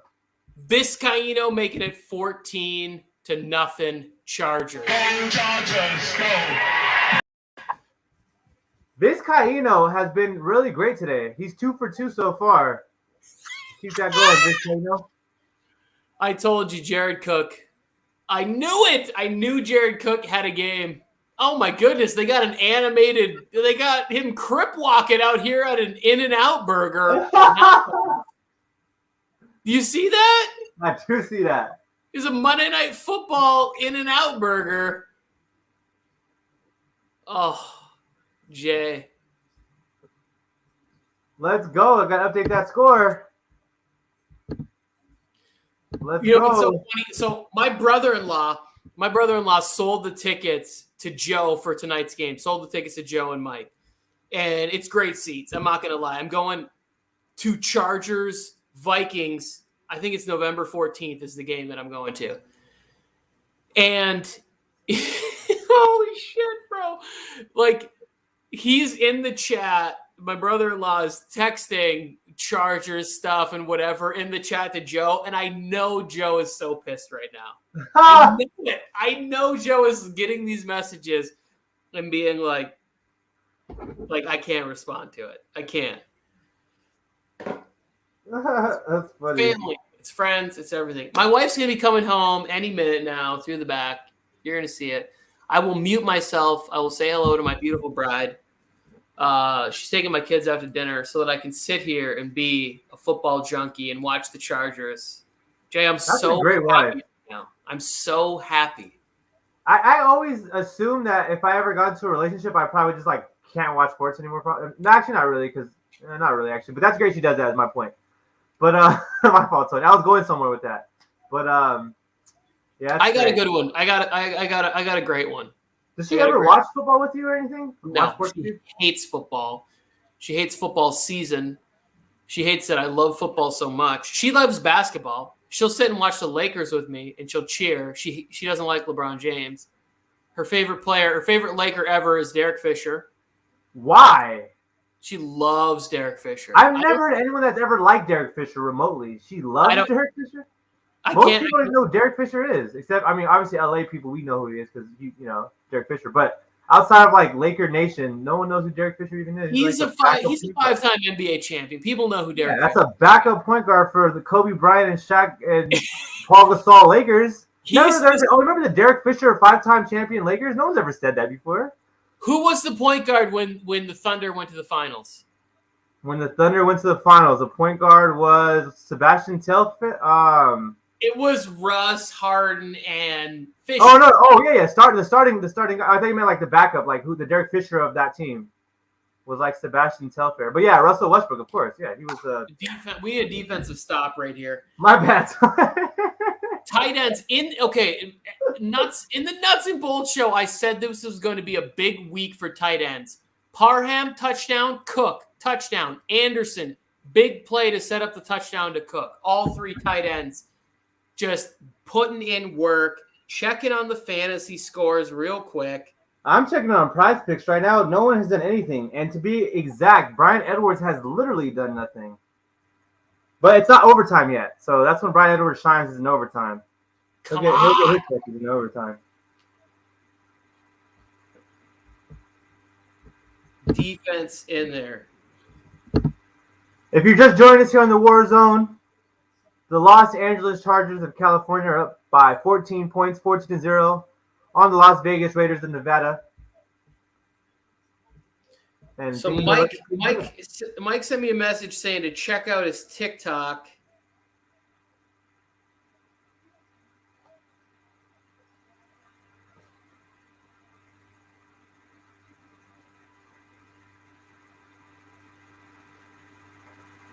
Come on.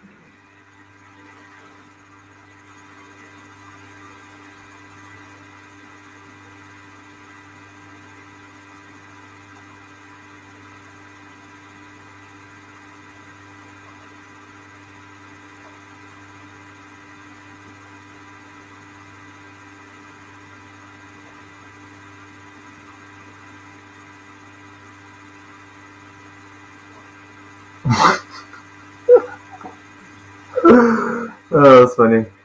Get him! That's a stop! Easy. Oh, come on! Well, they gave it to him, but they can review that. His knee looked like it hit down before he crossed. He's like a full yard short, ref. It's funny how he was so quick to just be like, "That's a first down. I don't care what you said over there." Oh yeah, Goodell's like, hey, we're getting bad ratings. Yeah, that's probably. They were like, "Hey, look, the Raiders are doing too good. Let's throw that penalty, taunting." And then they're like, "Oh, now the Chargers scored out of nowhere. Let's help them get a touchdown now. It's 14-0." I hope Staley challenges this spot because I think he is. that was Is he a not? shit spot. His I think he knees is down challenging at it. least. Yeah. Staley's like, I know I look young, but come on. I wasn't born yesterday. As the up back even, knee down right there, shoulder down. Yep. He's a full yard short. But the issue with this play is, do you think the Raiders just go for it on 4th and like 5 inches, or? Oh, I'm all for it. I'm all like, if they get it, great, but give my team the opportunity. Down, short, at least by By like 2 feet, I would say. He was probably down. He was probably short like 2 feet. He was for sure short though. I don't know how they gave him the first down so quickly like that. I thought he was short about 2 feet. I'm with this. I support this. I support this more than I support the fake punt that they threw. Oh, the Raiders? Oh, the Chargers fake punt? Yeah. It'll be that shit, and then Hunter Renfrow gets to grow his legacy and all whatever horse shit that was. Hunter Renfrow is one of the greatest defensive tackling, punt, return, defensive special trick play defenders of all time, Tony. He's like, you know what he's like, Jay? He's like a folk hero. He's like Paul Bunyan, but like the other version. He's David in the Goliath story, and like the rest of the world is Goliath, and Hunter Renfrow is David. That's funny. Yeah, he kind of is like that. People love Hunter Renfrow, and I was like, how serious is this? And it's getting serious. He's like Jeremy Lin, kind of is a good. I think like Jeremy Lin was like that. I felt like. He was like a folk hero. Hang on. You make a good point. And this is why I love hanging out with you, Jay, because you're so well versed in it. The Jeremy Lin thing was so quick and so brief. Like it was just like it was New York has that ability, right? To put you on like, we're gonna put you on page 6, we're gonna put you on the back page, they blow everything up. Linsanity was really like 2 weeks of good basketball. Yeah, it was 8 games, I think, right? It wasn't even that long. He wasn't that good. He wasn't NBA talent. As soon as people were like, oh, dude, I'm locking this guy up, no trouble at all. No trouble locking up Linsanity. They branded it. But you know what's funny about that is that Jeremy Lin, I think to this day, holds the record for the most points scored in his first 8 starts. Like over LeBron, over Kobe, over Jordan, over everybody. Those 8 games were like peak anything. Oh, yeah, they're going for it. But yeah, after those 8 games, it kind of was downhill for him. The Lakers knew what that was like. But, oh no, they're punting it. They're punting it, Tony. Which is good for our prize picks and for the Chargers. Honestly, Jay, I don't even know what my prize picks are. I don't know if it's good or bad or whatever it is. I don't remember what my prize picks were. The Chargers are doing good. The Chargers are doing good right now. I think the Chargers are going to drive down the field, score a touchdown before the half, and this game might be a blowout. And I picked the Chargers today, Tony Tucker. You know I picked them. I know I picked them. The world knows I picked them. But yeah, I think it's going to be a Chargers touchdown right here before the half. It's not looking pretty for the Raiders in this first half, so we'll see if Derek Carr has some comeback ability in him because it looks like 21 zip. It's got to happen, Jay. 21 skunk. You got a 2-minute drive. Raiders have 1 timeout left. You got Herbert looking confident. You got to put something together here. There's no need to rush it. Just be calm. Continue, get what the defense gives you, and just move it down the field. There you go. That's also good for your prize picks. You got Eckler over 30 receiving yards. Do I? There it is. Yep. Boom. Hi, Tony Tucker. Hi, Alex Robson. Alex, we had somebody in here talking Jets earlier. You want to come in and pump up your Jets some more? If not, I get it. Enjoy the game. Chargers. The good thing about the Jets is you'll never forget how to spell their name because the fans always just spell it out for you all the time. I love it. I actually love that chant. Like I've heard some Jets fans go, "Oh, we don't love the Jets, Jets." I was a Jets fan for 1 year with Brett Favre. Like when Favre left the Packers, I followed Favre to the Jets and to the Vikings. I have a Jets jersey, but as a Packer fan, as a young Packer fan, I could not buy a Vikings jersey. I couldn't do it. I hated the Vikings. I hated John Randall, Randy Moss, like all those good. Like I just hated the Vikings. I couldn't buy a Vikings Favre jersey. I've never owned one. I never will. But that 1 year I was a Jets fan. The Jets fans were so excited because they were good for the first 11 games of that season. The Jets were 8-3. Favre was a smoke show, throwing to the Lavernius Coles. Like Thomas Jones, that team was not very good, and Favre made them good, made them relevant, and then he got a rotator cuff injury, and it was all downhill. They finished 9-7. He's making mac and cheese. He's making Tony Tucker. I'm making baller ass mac and cheese. Yeah, mac and cheese is pretty baller. I don't eat it, but I heard it's pretty baller.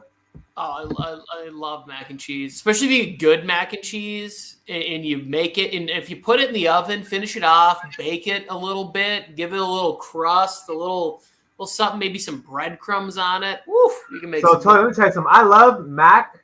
I don't put cheese on mine, but I can't call it mac and cheese because there's no cheese in it. But I love mac and. You love mac. I love mac. No homo. I love mac. Cheese, I'm out on the cheese, but I love the mac. I'm not a big cheese. Yeah, I don't like the cheese. To me, just like nasty. I've smelled mac and cheese before. I've tried it. I like the mac without the cheese. It's like if people are like, "Oh, we're having mac and cheese," if I know them well enough, I'll be like, "Can I get mine without the cheese?" And then it's fine. It tastes amazing. Oh, Eckler. Was that a run or a pass? I was looking down at my prize. That was a run. That was a running play. You know, if Eckler was a stand-up comedian, he could have a section at every show called Eckler's Hecklers, and that'd be. Oh, that would be great. I've listened. Oh, Mad Max. That's a good play. I don't want to give much love. I like Max Crosby. Central Michigan guy. I tried to play tennis at Central Michigan where he went to school. Antonio Brown, Corey Davis, Central Michigan. Chippewas. Antonio Brown? Yeah, they all went to Central. Yep. I wanted to play tennis there. I just didn't get good enough grades. I probably wasn't good enough either. Like I would have ended up being like the towel boy. No, you're the best. Oh, talking about towel boys, I almost applied to be a towel boy for the Indiana Pacers this coming NBA season. For the Pacers? What, are you going to move to Indiana and become a towel boy?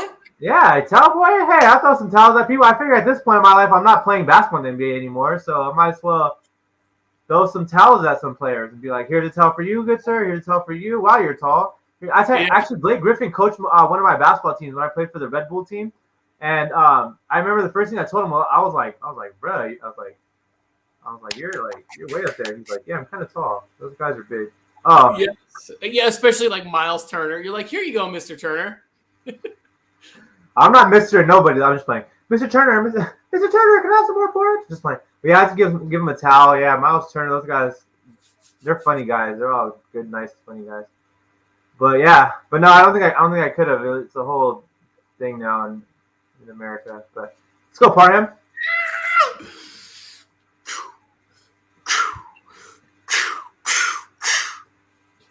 Chargers. Would you be a towel boy for like $50K a year, Tony Tucker, or not really? Is that not for $50K a year? Yeah, I think they were paying like $30K. I don't remember anymore, but Yeah, I would like if I was a fan of the team. If the Chargers came to me and they said, "Hey, Tony, we would like you to work for the team," or the Lakers came and said, "We'd like you to work for the team," I'd take a job with them, like just to wait, hang out and be around. because you're a fan? What do you mean? No, like, because I think if I was a fan of a team, I wouldn't want to be their cowboy. It'd be the opposite for me. Like, I'd only want to do that if I like wasn't like a fan. But I'm not a fan of any team, so I would do it for anybody. But I feel like that's what makes it good. Because if say I'm a cowboy for the Pacers, who whatever, they're the Pacers. Like, I would then know these people. They'd be my peers at this point. Like, I wouldn't feel like I'm a fan. Like, you know what I'm saying? I wouldn't feel like Kobe Bryant. I'm a fan of Kobe Bryant. Rest in peace. I wouldn't want to be his cowboy because then I feel like like I'm a fan of you. Like like you're gonna look at me like I'm nothing because I'm like literally just a fan. But like I'm the exact opposite, Jay, because I wrote a senior paper about my dream job. I wanted to be Doug Peterson. I remember that. Tubby. Yes. Austin Eckler. Yes. Oh, you gotta love me some Austin Eckler. Austin Eckler.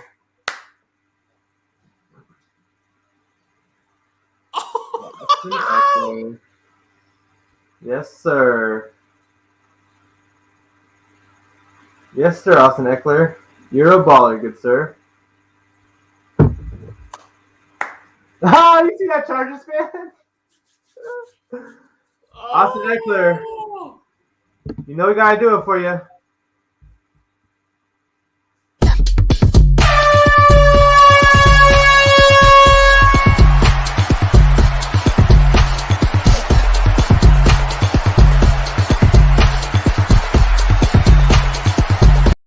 Woodrow, Let's go. What? I'm watching. I'm on a live stream right now, watching the Chargers to smoke the Raiders. Yes. You're busy now. You can. I can't really talk. I just want to tell you how excited I am, and we should talk tomorrow because I want to talk Patriots and Buccaneers and get your thoughts on that. That's hilarious. Rush hour. It was much closer. I should have reached out and texted last night. All right. And are you at work right now? Yes. So, folks, while Tony Tucker's handling that business, I want to bring on a special guest for 1 second. J100 is actually with us as well.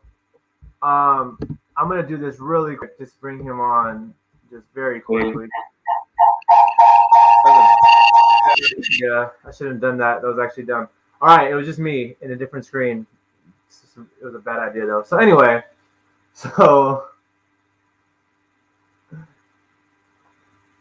actually, it might be a good idea while Tony's back. Let me try one more time. Yeah. What's up, y'all? You know it's J100. We're here. Chargers up 21-0. You already know what it is. It's big vibes out here. Yeah. So, Jay, how do you feel about this game? You feel like the Chargers are just dominating, or do you feel like how do you feel about this? Yo, the Chargers are dominating, dog. Like they are straight just smacking the Raiders. We're in the war zone right now. You already know what it is. They're getting clamped. They got 0 points. It looks like it's about to be a blowout. It might be 42-0 by the time the game's over. Mike Wilson needs to get his touches and ball out. Austin Eckler is balling out. Jason Herbert is still going to throw for another 200 yards. Yo, it's crazy out here for the Chargers Nation. Chargers Nation, tell me how y'all feel in the comments real quick. Yeah, Jay. So I agree with you, man. They've been playing great. They've been absolutely tremendous so far. Any other comments that you have on the team in general, the game at all? Now, I just want to show love to everybody out here watching, everyone out here on the stream, everyone that's viewing this thing. Much love for y'all. All I got to say is that the Chargers, I know Jay picked them. I picked them. I just felt like they was going to smack the Raiders today. Much love to Raider Nation, though, because y'all are still going to be 3-1, you know what I'm saying, after this game. And y'all still going to make the playoffs and still probably make the AFC Championship game. Maybe make the Super Bowl. We never know. But, yo, this game in SoFi, Chargers are on fire right now. I had to take them because they're too good to pass up. All I'm going to say is they're going to ball out, and they have 21-0 at halftime, but it should still be maybe a good game, but Chargers might blow them out by 50. Just put up a 50-piece, 50-0 on them. You never know. Chargers, let's go. We out here. All right, thanks, Jay. Tony Tucker is actually back now, so I'm going to take you off. Thanks for stopping by. Tony Tucker will be with me here shortly. Appreciate you. Hey, yeah, no problem. No problem. I'm out. Take care. Tony Tucker, shout out. All right, Tony Tucker's back. And that was J squared right there. Appreciate him coming through.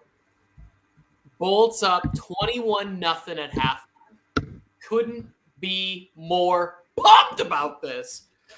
21-0. It has been pure domination for the Chargers. I know Jay, he had the Chargers winning too, and he was hyped. He gave them a whole full monologue about how the Chargers are the best team and how they're doing everything. So he's pumped for the game. I'm pumped. Tony Tucker is extremely pumped. LA is having a good day today. It's been a good bounce back day for LA after yesterday's abysmal performance. So here we go, Tony Tucker. All the Raiders, all the oh, this is just another home game. We love it. We're gonna black out SoFi. All the video was them tailgating, loving life, living 100, and all they get is this. Chargers, go. Oh, Governor Schwarzenegger bringing that What? heat. This is the thing, Tony. I think this is like a home game for the Raiders, but the thing is, teams lose at home all the time, especially if they're playing 300 miles away from their home stadium. So I think, it didn't matter. I didn't care if it was the Raiders fans. It was every single fan there was a Raiders fan, because at the end of the day, Tony, the Chargers have been on fire this season. They've been playing great. They've been a tremendous team.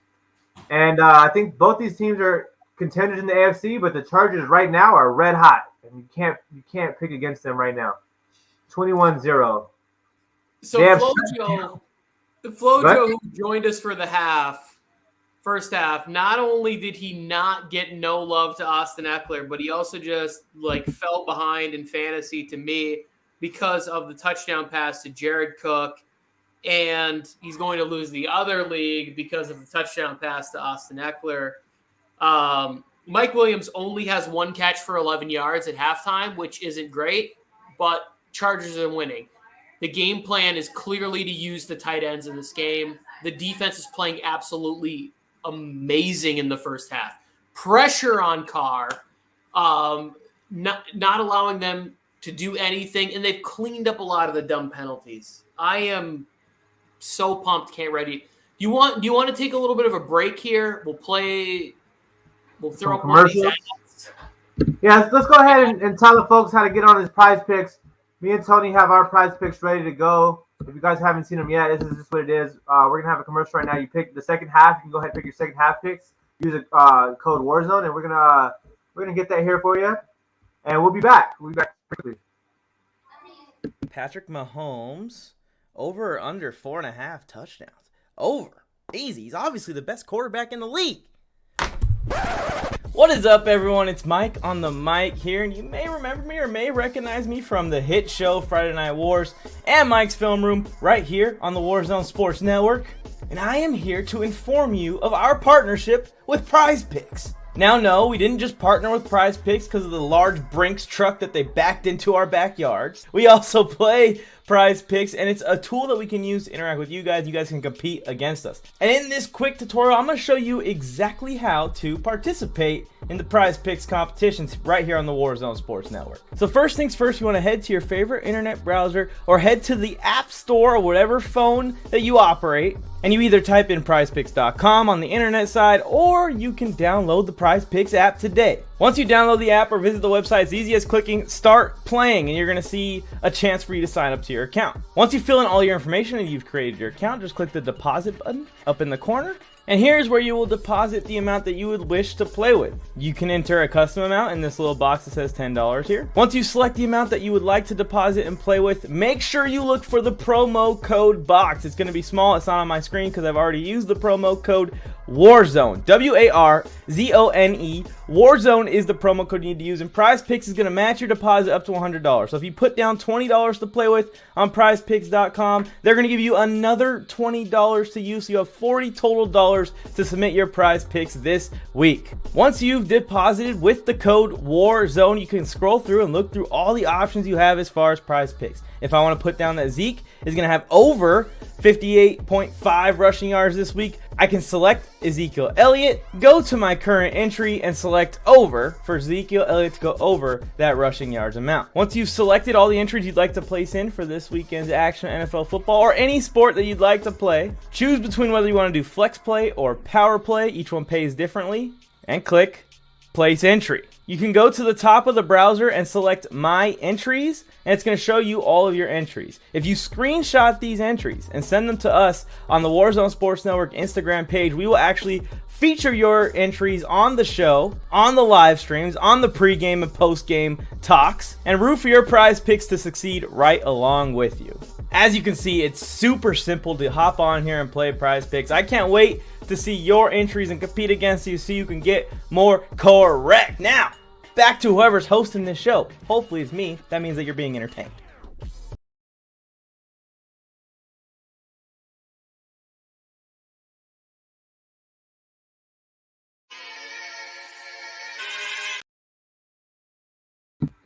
So for anyone who's watching here, we're taking a halftime break. I'm drinking my patented Capri Suns. If you guys watch my show, Laughing Quietly to Myself, on Tuesdays on the Warzone Sports Network right here, you'll get notified. Like this, subscribe to this, click for notifications. You'll see that show. You know I drink Capri Suns all the time. If you guys like comedy and of course like sports, want to get some good sports hot takes, get some good fantasy advice for the future for what you're doing. That might sound crazy, but it works. Dawson Knox, 4 months ago, I called that. Hop on that show, Laughing Quiet to Myself, on Tuesdays. Right now we're taking a break. I'm sipping on Capri Suns, really just chilling on my phone, doing who knows what. If you guys have any questions, I see some comments popped up. I'm going to answer your questions really quick. We got Mike on the mic. This team is undefeated.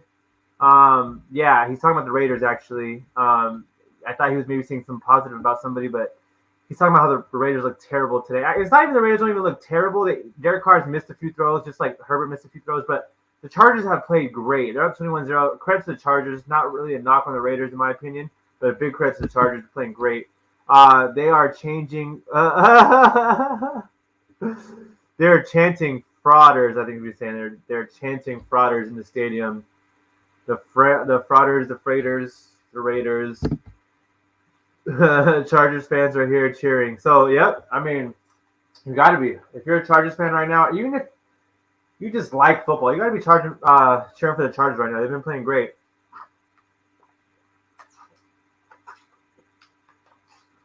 Let me Capri Sun. I should have brought two.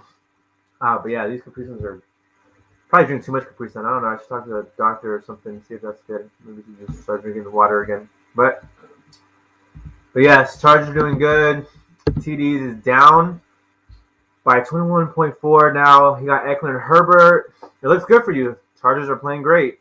21 points, I think, can happen. If you get Eckler for maybe another touchdown or a nice run, and you get Herbert throwing some deep balls to his wide receivers, I'm personally rooting for Mike Williams to catch one of those for a touchdown. But we'll see. It's been really quiet for most pass-catching players outside of tight ends or running backs for both teams. Both teams' wide receivers really haven't done anything. Or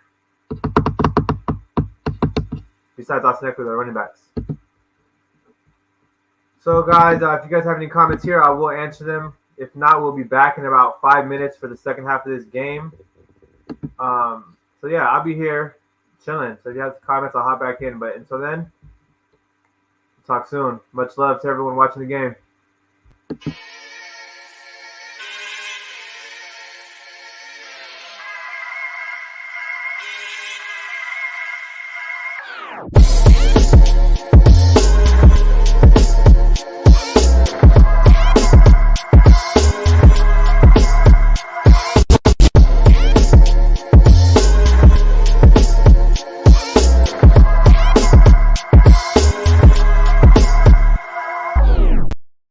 Side note, you have helped us reach our goal of 1,000 subscribers. We actually have almost 1,500 at this point. I think we're like right there or very close.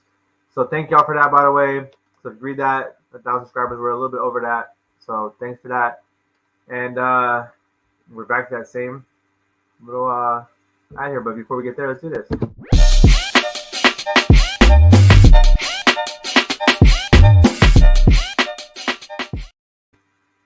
Like and subscribe, most definitely. And let's actually, since we got 2 people watching, I'm here. Let's go over these prize picks. Tell me how you guys are feeling in the comments about this. I think these are mine here. So I have Mike Williams over 17 fantasy points. He has 2.1 right now, one catch for 11 yards. Austin Eckler, if you haven't seen me, has 9.1 points. He has that one touchdown and that one catch, I think 2 catches now, and some rushing yards. Brian Edwards has been non-existent. He literally hasn't done anything. I don't even know if he's on the field today. He might be inactive for all I know. And then you got Darren Waller. Darren Waller has literally also done nothing, but a taunting penalty. So he needs 68.5 yards. He has 23, I think, or 28 or something like that so far. And Justin Herbert has 181, so he's a little bit over 100 left. So I think most of the passing will happen in the fourth quarter. So if you have Justin Herbert, Mike Williams, Edwards, and Waller, you're really looking for that second half. Most of the points should come there. Them passing the ball late in the game. And then Eckler is a pass catching back, so he'll probably still get some love later in the game as well. Josh Jacobs and Kenny Drake, if you guys have them, I don't see them doing too much more, especially because the Raiders down 21. But prize picks second half, you can definitely make some picks for the second half. I'm gonna still stick true to my picks here. I think they're all gonna hit. I think Austin Eckler is gonna do great. Mike Williams is gonna have a big second half. Brian Edwards will catch 3 balls in the second half, and Darren Waller will definitely go over 68.5 yards. The Raiders show some kind of life. If they don't, and it's a blowout 50-0 or something crazy like that, then yeah, Darren Waller and Brian Edwards are probably not gonna make those picks happen. But yeah, we'll see. Tony Tucker's picks are here. He has Jared Cook over 3 receptions. Not sure if he has 3 yet. I know he has a touchdown, though, so he for sure has 1 reception, if not 2. But he's close to 3. He has Foster Moreau for over 7.5 receiving yards, which is actually a really good prize pick if you guys have that. Because, one, Foster Moreau, he's active in the passing game. He's a backup tight end. He's likely to catch 1 ball today if he hasn't already. And if that 1 catch goes for 8 or more yards, you win this prize pick. If he catches 2, that prize pick is looking very good for you. So you might get some, especially because the Raiders have to pass a lot more in the second half. I think both teams are going to pass a lot more in the second half, but especially the Raiders being down 21-0. Austin Eckler has, I think, about already 20 passing yards or something like that, maybe a little bit more, so he's close on that. Darren Waller, he has the same one that I do. Again, hasn't done anything really yet, but he's there. And then Derek Carr for over 288. That's interesting because, a Chargers fan, going for the Chargers, you got Derek Carr over 288 passing yards. That one's probably the toughest prize pick of the day so far. Derek Carr has 52 passing yards while Justin Herbert has 175. So 52. I don't know if Derek Carr is going to get to 288 today, this game. But I look for him to at least go for another 200 yards, which will put him at 252 to, kind of get his team back in the mix. So anyway, prize picks, go ahead and get them started. Second half is starting. That's Davis Mills. He's not playing today, but we like to play his pitcher and play his aura or whatever, his general persona. Just put his face up on here. All right, so there we go. The second half is starting now. Tony Tucker will be joining us here pretty soon. But yeah, I appreciate all the comments so far. Like, subscribe, do all those things. And yeah, right now they got Brian Greasy talking about whatever he likes to talk about. Asked the Chargers are lining up to kick this ball off to the Las Vegas Raiders of Nevada, United States of America. And we'll see what's popping. My phone, it looks like it's been completely charged for a while. And so that means I can take this off the charger. It's been charging off first half. So yeah, I was going to bring Jay back on, but he doesn't seem like he really wants to talk. He already kind of said his piece right now. Unless something changes, he'll say something. But yes, let me know who y'all going for in the comments right now. Lisa Salter's on the sideline. John Gruden is getting ready to do his thing. I'm sure he's made a game plan to kind of combat this massive blowout that the Chargers are constructing here at 21-0. Sure, he's doing something to try to get his team competitive because so far they've looked like a high school JV team compared to the Chargers' professional NFL team. So Raiders have the ball first. Hunter Renfrow's in motion. Hunter Renfrow's looking. He's out. Zay Jones, I believe, is in motion here. They throw it to the back and stop for about a loss of 1 to Josh Jacobs. So, yeah, not looking good so far. It's been quick. The Chargers defense has actually really been on point. Like I said, credit the Chargers. I'm not going to diss Derek Carr. I'm not going to diss Edwards. I'm not going to diss Waller so far in this game. I really just think the Chargers defense has really stepped up. Tony Tucker's back. So, Tony Tucker, much love to the Chargers. Just talking about how great their defense and offense has been this game. I think more passing should be expected for both teams this half. Get him! And it looks like it might be a sack. Oh, no. Derek Carr eluded the pressure. He's throwing into the first down marker. That's a catch spot. 17. And a flag. Willie Snead. I didn't know that guy could play football anymore, but he's out here catching first downs in a big game. This is not pick this flag up. The flag was a flag for on the defense? Taunting? What did he say? What did he do? Did he give him a little peace sign? What's going on? Oh. It's a little taunting penalty, a little personal foul on number 24. They're saying Adderley was a personal foul. It's like, yeah, as I'm saying, everything could be a flag, Tony. They're showing the replay now. Let's see, does he get up and say something to him, or is he saying something right here? There's no helmet-to-helmet contact. He hit a player going to the ground. Like what? Wait, they're saying on the hit? Yeah, they're saying that no way that's a flag on the hit. He's just going down with his arms to touch him down. Oh, wow. Oh, the NFL is ridiculous. It was a bad call. It was a bad call. Oh, my goodness. They should have just called that taunting. They should have just gave him a taunting penalty and said, fine, we'll give you a taunting penalty for that. But that's ridiculous. Like, we don't expect that. That's a terrible call. Taunting, I get it. You know, he kind of said something maybe on the way, up out of the tackle. I don't know. It doesn't. They should have had a sack anyways. Like, they should have been able to get there. Oh, offsides. Oh, don't get sloppy. Don't get sloppy. Like, this is the problems that they've had. What's the thing, Tony? This is the thing that I'm not really getting is that you have the lead 21-0. At this point, really what you want to do is not do that. Oh, the kid's going out? Hold on. I don't know. Like another. I'll see. I can't vent to you.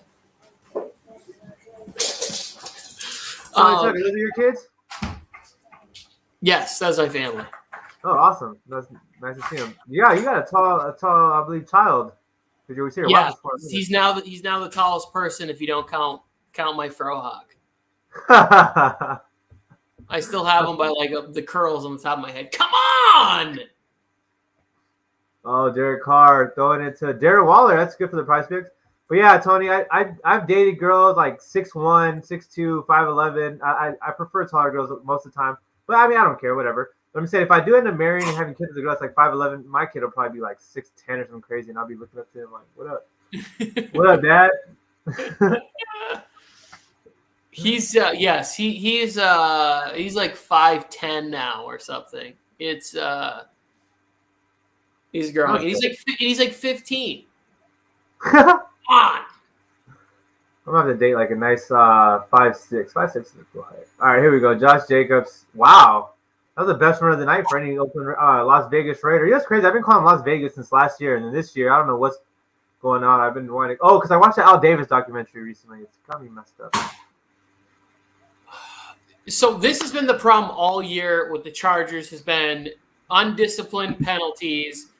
They're getting the hit, which is garbage. What's going on, Sports Science, dude? What up, Sports? Bengals 3-1. Shout out to him. Houday Mania here.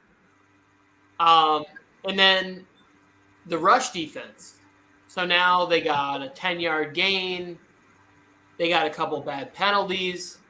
Undisciplined on the encroachment call. Like, this has been sort of the downside of it. And it's like, well, yeah, it's been a lot of penalties, Tony. And that's what's tough because it's a long game. There's still plenty of time left. You know, this game can end up being 31-28 for the winner. So still a lot of time. You can't be making these penalties, giving them free yards when you're up 21-0 in the third quarter. I know. And if I have anything nice to say about the Raiders this year, it's been their fight. It's been their Did you see this, Tony? Quit. Did you see that play? That play to me is almost the exact same play they threw the 15-yard penalty on. The guy's going down, and the guy goes and lands on top of him to touch him down. I don't understand how that last one was a 15-yard penalty. And I'm in agreement with you. That was not a defenseless receiver hit or whatever it was. This is a huge 3rd and 1. Come on, defense. Oh, Derek Carr with the power run, QB sneak right up the middle behind center.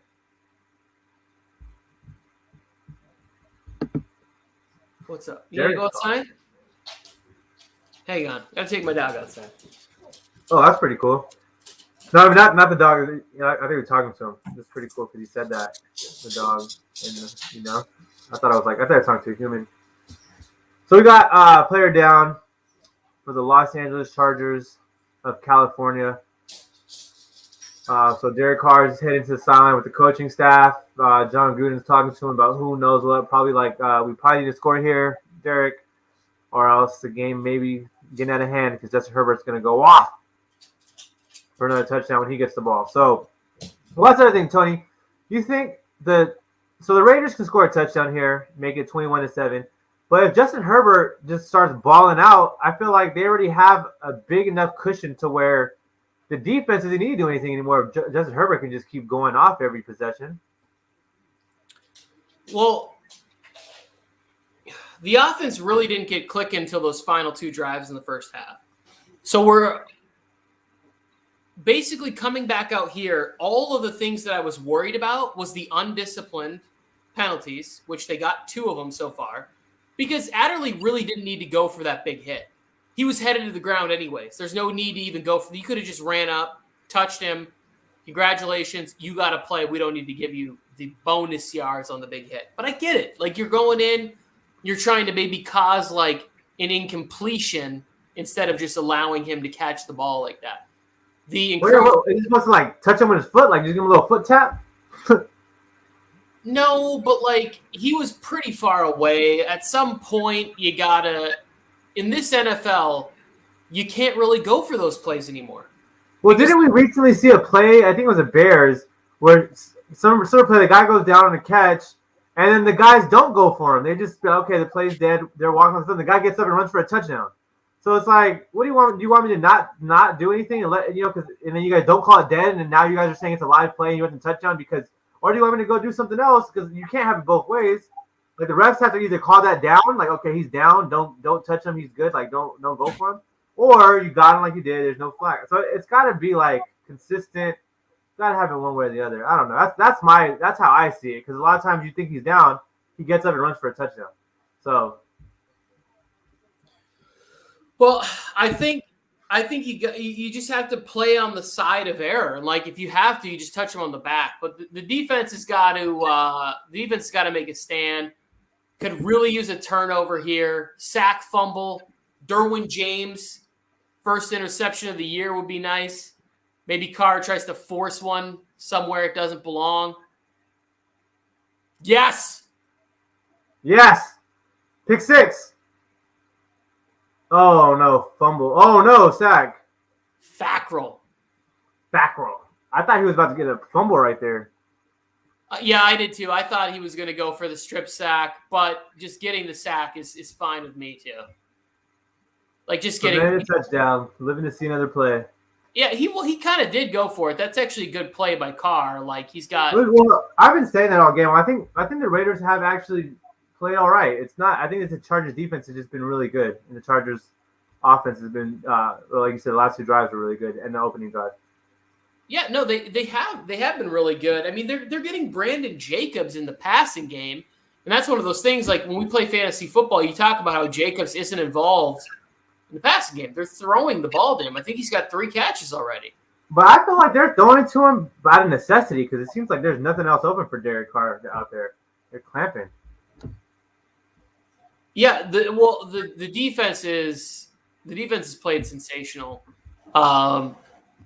And without the 2 penalties on this drive, we would already have Herbert back on the field. But we've burned 6 minutes. Come on, it's a big 3rd down stop.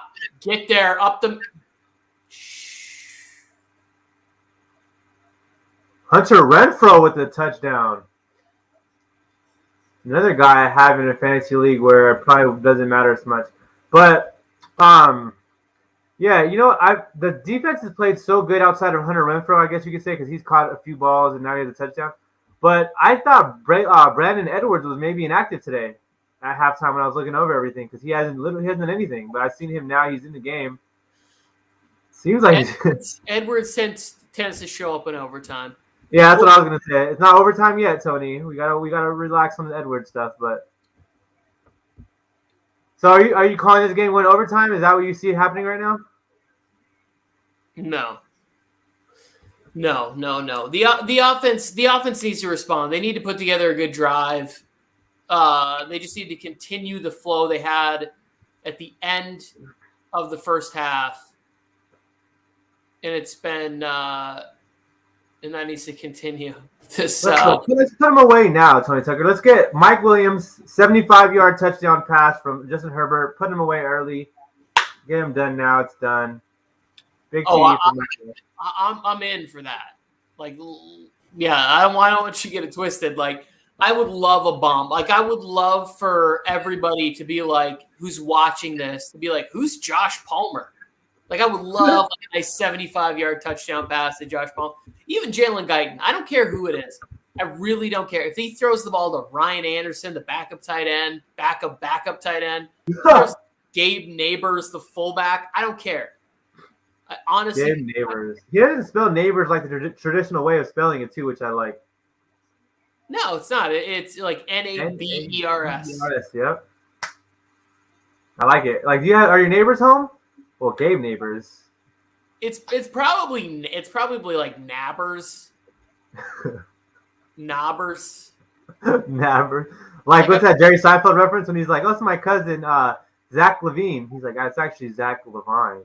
Yeah. He's all like, "And I'm Jerry Melvin Cougar Camp or whatever the hell that is." Yeah. Melon Cougar. What's that? I forgot that guy's name. Melon Cougar Camp. John Cougar Mellencamp. There you go. John Cougar Mellencamp. I messed up the joke, Tony. That's the first time I messed that up because I don't know. But who is that guy anyway? John Cougar Mellencamp. He's what is he famous for? Is he is Mellencamp the Bye Miss American Pie, that song? No, I think that is him because that joke now makes way more sense to me. What's this funny? I'm saying this on live air. I've told that joke to like 3 people, and every time we all laugh at it, but they don't know like the reference. And I'm like, oh, you don't know who John Cougar Mellencamp is? Like, you know what I'm saying? But I don't know either. I play it off like I do. But now I do. So next time I tell that joke, I can explain it. It might be. I don't remember. I'm not that familiar with John Cougar's music catalog. Come on, Roundtree. I think that's it. I think that's the song. It makes sense. American Pie, like Americanizing simulation, makes sense. The joke's funny. It's way funnier to me now. Now that I know that, I'm going to tell that joke more and explain it afterwards to people that don't understand it. Thanks, Tony Tucker. That was a discouraging drive to open the half by the defense. Like, and I think more so not that they gave up the touchdowns, but it's the penalties. Yeah, the penalties kept the drive alive. Well, that's what I was talking. We were just talking about the taunting penalties that can keep drives going or kill drives. That was another one that was a very questionable 15 yards that really gave them the touchdown, you could say. It really extended that to keep it going, give them closer, give them some yards, and it's tough. Let's say Henry Renfrow has been balling. They're out here playing more clips of him from each week. The big thing, and I don't want to say this too loud, but Hunter Renfrow was caught routing our guys in LA in the preseason or whatever, the training camp. You remember that? Jalen Ramsey. Yeah. So Henry Renfrow's not a joke. I mean, I picked him up in the last round of some leagues, and I was like, maybe this was stupid of me, but now I'm thinking I should have picked him up in more leagues. He's been pretty good. I don't think Hunter Renfrow is a good football player. Like, that's the thing is, like, for fantasy, he's kind of gone in and out whether or not he's relevant or not, but he's undersized. He plays that slot role. He has that sort of like Wes Welker, Edelman quality to him, Tony, five catches, 77 yards and a touchdown. That's quality fantasy for me right there. That's some quality. Oh, here you go, Eckler, your guy. Let's go. Eckler's nice. No, like especially with like on the first drive when we saw Eckler end up in the tent, you know, when he's in there and you're not sure, like, is he coming back or whatever? Like, whatever he went in there for, he came back and he's really made some good quality, like tough runs in this game. Hit him with those PEDs, you know what I'm saying? This is the kind of drive that I want to see. Like, I want to see run, good passes, like quality, no need. I mean, if it's there, take the shot. Oh! Keenan had it in his hands. Keenan Allen, so better than that. Keenan Allen's my second cousin, Tony. Tyron Matthew's my actual cousin, but Keenan Allen's my second cousin, so I'll be rooting for him too. Jay, he's got to pull that one in. I know. My cousin's been messing up in general. My family's not having a great year this year. After that Super Bowl loss, it's been hard to bounce back. Keenan Allen, too, like, man, 5 catches for 23 yards. You'd think he'd be doing more. Yeah, no, everything's been real short, and when we have seen him in single coverage, for whatever reason, he hasn't looked at him. But I have to assume that he's seen other stuff, right? Like, seen ghosts. No, Jeff, no. This isn't that kind of situation. This is more about him seeing the mismatch for tight end or something else. Let's see the mismatch for Mike Williams. Why do you call that play? That was that zone run to the outside or whatever. Why would you call that play in that situation? I mean, I kind of get it. You're up by 2 touchdowns. You're trying to run the clock out. You don't care about getting the first down right now. Possibly you just want to punt the ball, get field position, and keep this lead. But you have Justin Herbert and Mike Williams and Keenan Allen. Let's play for a touchdown here, right? Well, or is that dumb? Is that too fantasy football minded of me? Too offensive friendly? Hang on, I gotta take this call. Hang on. All right. 4th down. Oh, Jared Cook. Never mind. They are playing for the first down, Tony. Get it.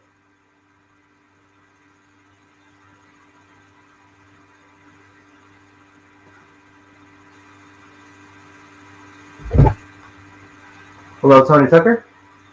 Yeah, I just want to call you real quick. We're watching this game right now. It's been great so far. Yeah, Justin Herbert. Yeah, he's one of the best for sure. All right, yeah. Yeah, Austin Eckler. Yeah, he's a baller. Mike Williams about to catch the ball right now. Nope. Just probably it off. All right, Tony. I'll be back in a bit. I'm gonna go back to the show. All right, I'm gonna holler at you. Much love. Peace. Yeah, I don't know why we had to have that conversation on the cell phone. We could have just had it on the air. But yeah. I had to call you after that play. I was like, when I gotta call Tony Tucker. Brandon Staley does some very questionable, like, gritty shit. Like, I don't know why you would go for that on 4th down like that. No, I like that. Because we were just talking before the phone call. We were talking about, okay, now it looks like they're playing it safe. They're trying to run the clock out. They're not trying to score. They're not trying to get first down. They're just running the ball back to back to back and punting it. And then on 4th down, they went for it on a pass play. And maybe that was a strategy to set them up. They're thinking these guys are just going to run the ball. They throw the ball, get the first down. I like the aggressive play. I don't think you just run the clock out here and try to kill it. I think you still go for touchdowns. You still go for first downs. You still throw the ball. That's my philosophy. But maybe, like I said, maybe it's because I'm a Madden football player and a fantasy football player. But that's what I would do, Tony Tucker. Let's throw this rock. Let's try to score some points. But now it doesn't matter, Tony, because you have to punt it. You're not here anymore, but you have to punt it now. They're letting the fans back in the game. They're letting like everything that could be going wrong in this half is going wrong. Well, first of all, the fans are going crazy right now. I had my sound off, but the fans were going nuts. So I turned the sound on for a minute, and yeah, it's loud in there. That must be tough though for the Chargers. It feels like every game for the Chargers is a road game. Like I don't know the game yet that they've had that really feels like a home game.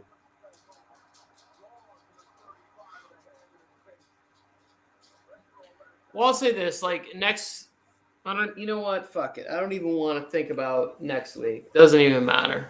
We're on this. This is still a football game.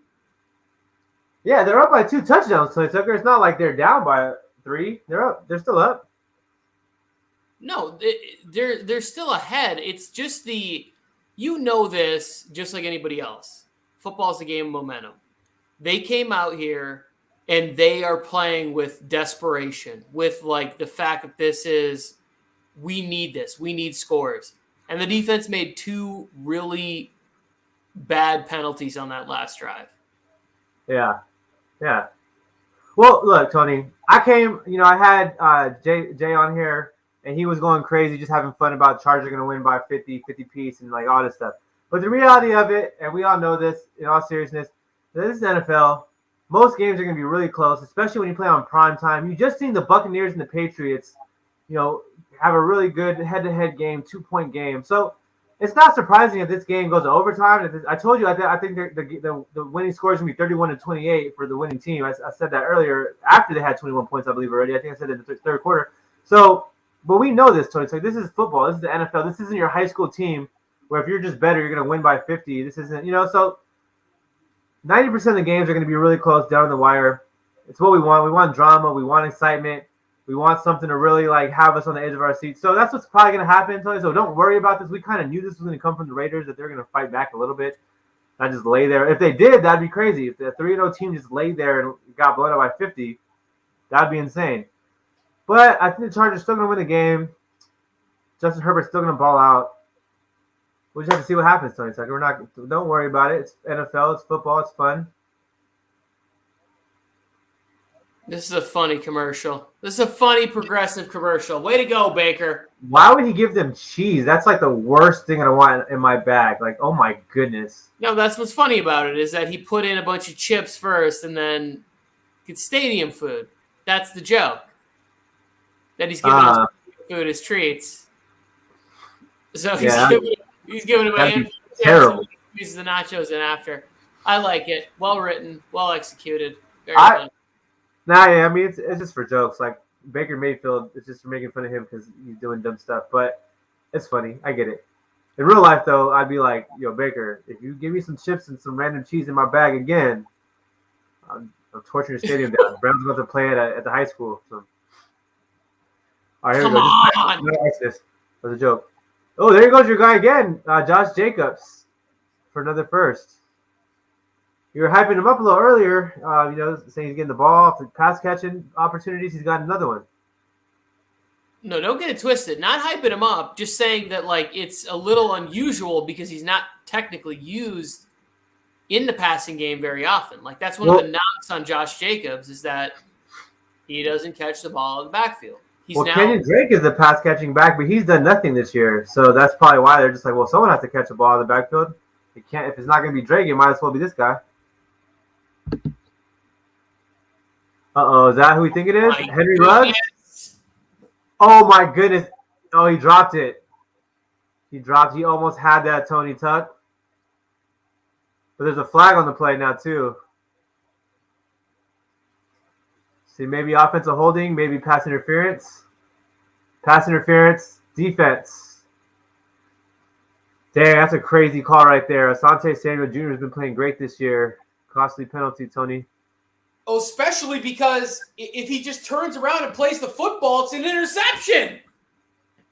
Oh, my goodness, yeah. If he just turns around and plays the football, it's underthrown moon ball. It's not even a good pass. Oh, my goodness, Sammy. That's a big mistake. Yeah, the ball was underthrown. If he just stops and turns around, it's in his hands, and Henry Ruggs overruns it. He has no time to adjust. It's his position. So his positioning of the ball. Well, now they got, I think, Peyton Barber. Is Peyton Barber in there? Down by 19.69. Well, the Chargers haven't done anything this half yet, TDs. So surprising that they have for some reason, decide not to do anything in the second half offensively. But they'll come back. They'll get the ball back right here. It should be a good fourth quarter for the Chargers. But we'll get it. TD, Yeah, he has Herbert and Eckler in this fantasy league, down 19.69. Herbert and Eckler. All right, you still got it because they're gonna have to turn the offense back up. Yeah, definitely. We need some Mike Will. Oh my goodness. Okay. So right there, Jay, he spikes the ball again. How come this one isn't going to be like? It's pick and choose. It's pick and choose because they want the Raiders to score a touchdown in this drive because they're down by 2 touchdowns. You know what I'm saying? When it's a tight game where they're down by 1 touchdown, throw that flag, kill their drive.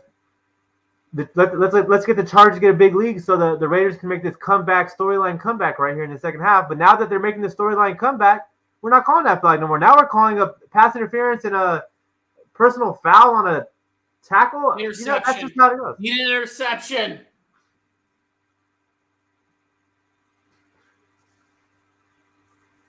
Josh Jacobs to the 4. No, and let me update this for here.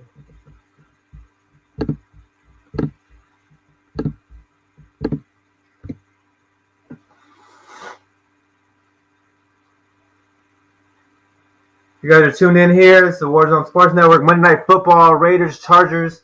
It's been a great game so far. Chargers have been dominating up until this point, but the Raiders are here in the red zone inside the 5-yard line to score. I think Tony Tucker might have seen something, ball in the end zone. It's going to be incomplete. Looking for Hunter Renfrow, but no connection there. Needed a dime for that call. They forced a throwaway. This is a big 3rd and goal right here. Got to have a stop. Got to have pressure. Got to have some pressure for if you're the Chargers defense. If you're the Raiders offense, you need a touchdown here because I don't think a field goal is going to do it against this Chargers team. So I think it's 4-down territory here. What about you, Tony? You think it's 4-down territory for the Raiders here, late in 3rd? Yes. All right, here we go.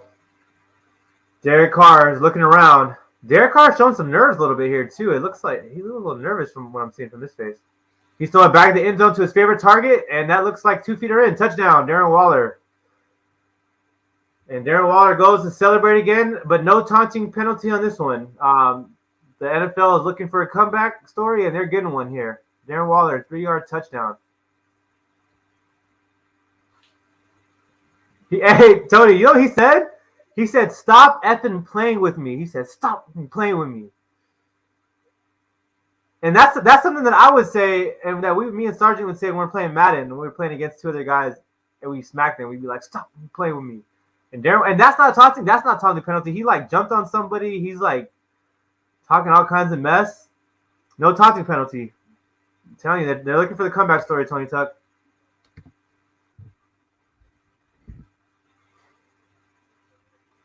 But that was a very good throw by Derek Carr and an even better catch, I think, by Darren Waller going up for it over Adderley. Getting 2 feet in there. Yeah, but they only brought 3 at Carr in that situation, and then Tony, how do they bring 3 at Carr and still have single coverage with their best pass catcher, their biggest pass catcher, their best red zone target? That's what should be questioned, because I don't mind you bringing 3 at Carr if you're double teaming Waller and bringing some extra safety help for certain routes, maybe a corner route or a drag route or something like that. Have a sub linebacker safety in to watch a drag route coming out to the weak side, but you have one-on-one coverage in a pretty open spot for Darren Waller. That's a touchdown almost every time. But why not have Derwin James on him? Why is Adderley on Waller and that? You're in the red zone. Let's go best versus best. Let's have Derwin James on Darren Waller in that situation. Not a guy that is he's just not on the same level. It's just simple as that. I agree, Tony. Questionable defense. For sure, we can all agree, but it's time to turn the offense up, Tony Tucker.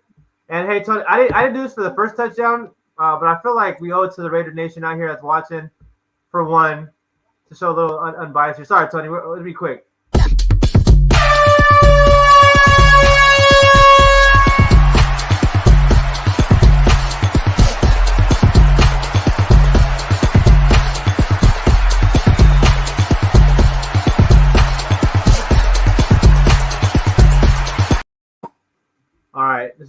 that. I didn't even dance for it, Tony, because I'm feeling your pain right now, you know? I'm But not dancing. you said what? I'm not dancing for that shit. Herbert about to throw 2 more TDs. I know it's funny because I feel like a lot of the people that were originally in the stream were like big Raiders fans, and they're probably like, "Yo, these guys are like not feeling the Raiders today because we're all Chargers today in the war zone." But yes, Herbert about to throw 2 more touchdowns. I could see that TDs. I could see it. Yes, all love to both teams. I haven't tried to disrespect anybody. They got John Gruden now dancing with his Halloween child here in a Halloween costume, just doing a little whatever dance that is. I don't know what kind of 80s dance you want to call that, but dang, the Raiders fans are hyped right now out there. They were doing the twist. The twist. I knew it was something old school. Yeah, that's the Chubby Checkers. Come on, baby, let's do the twist. I like that. I like some of that. You're not 39 years old. You would know who Chubby Checkers is if you were 39. His name is Chubby? Chubby Checkers. Is that his like legal name though? Or is it like a nickname? I don't think his parents named him Chubby Checkers. No. Okay, all right, cool. All right, we're good. You make a good point, Tony Tucker. Yeah, his name was probably like Stanley Jackson or something. All right, it all makes sense now. All right, good to know. But yeah, I'm not fans all over the place. They move every 10 years. They move to a new place. Well, it's because I watched the documentary. Al Davis, the stadium that they just got in Vegas. Al Davis has been trying to get that for 40 years now, and he just got it. In Vegas, he only moved to Vegas because of the stadium. He died, unfortunately, so it sucks now for him. But anyway, I mean, he had a nice life. Let's go, Keenan. There you go, Keenan. So Chubby, yeah, that's pretty funny, TDs. The guy's name was Chubby Checkers. It's like, imagine you playing checkers, but you don't know that song, Chubby Checkers, where he's like, "Come on, baby, and let's do the twist." I feel like it sounds like I've heard it before, like at a fair or something like that.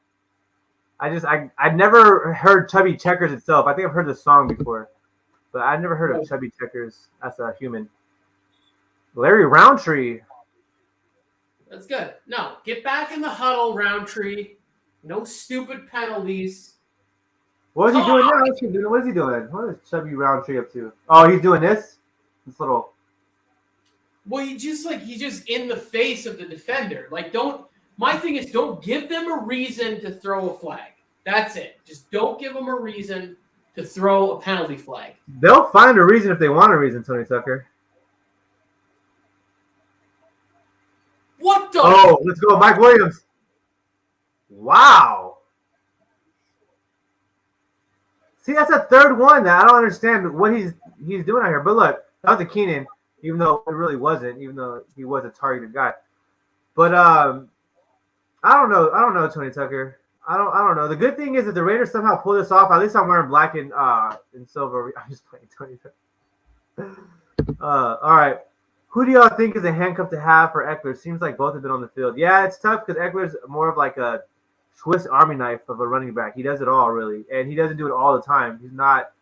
He is the lead back. He's not necessarily a workhorse. He does great things, cook with the catch, and nice run after the catch. So I have Justin Jackson and Roundtree in a bunch of my leagues. I have both of them. And really, it just at this point, it just depends on who has a better game. Sometimes it's Roundtree, sometimes it's Jackson. If he goes out, you're really going to have to maybe either just play by ear, see what happens, or just take your best guess. So I play in formats normally that let me have both at the same time. If you play, of course, in the ones where you can't, you have a bench. What is this? That doesn't play, then then start the one you feel best with. Right now, I would go with Larry Roundtree if I had to pick, but I really have no great answer for you. But Larry Roundtree would be my pick, although I think Justin Jackson technically is above him in the depth chart. Yeah, there you go. Exactly. Just follow the hot hand if Eckler goes down. And it should work out for you, but it's going to be tough because, who knows week to week what happens. Justin Jackson can go off for 15 points the next week.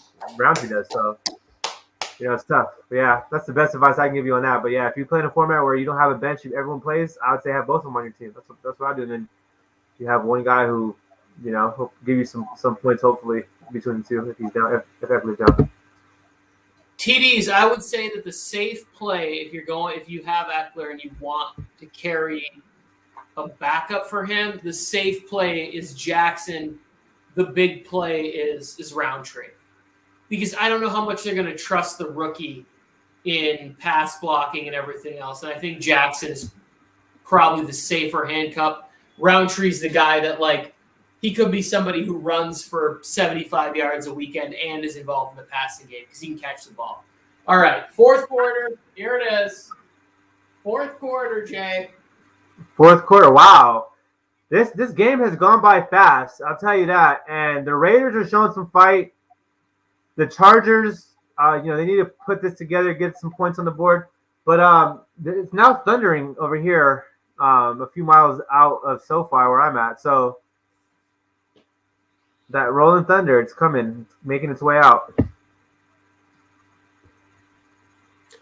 Yeah, no, it was pretty nasty coming through here earlier. And I'm 30 miles from the stadium, but it was like lightning, thunder, rain. But the stadium's covered. The stadium has a roof on it. It might not be like a normal roof, but it's a roof. Stadium is SoFi's a indoor stadium. It's not gonna be it's built underground. That's the cool thing about it. We talked about it. There's no bad seat when you're in SoFi. There isn't.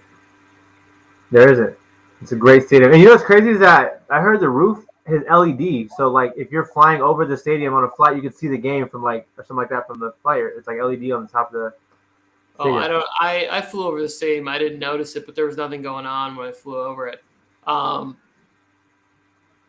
It's great. Even the screen that's in there that's built, it's on it extends the entire length of the field and it curves with the stadium. You can see all the replays. I got to see Kyler Murray in there yesterday, and Kyler Murray's good at football, everybody. That's what I took away from the game. You said, wait, what was that, Tony? Kyler Murray is good at football. Breaking news, everybody. Yep. But yeah, Kyler. So Randy Pepperton's in here.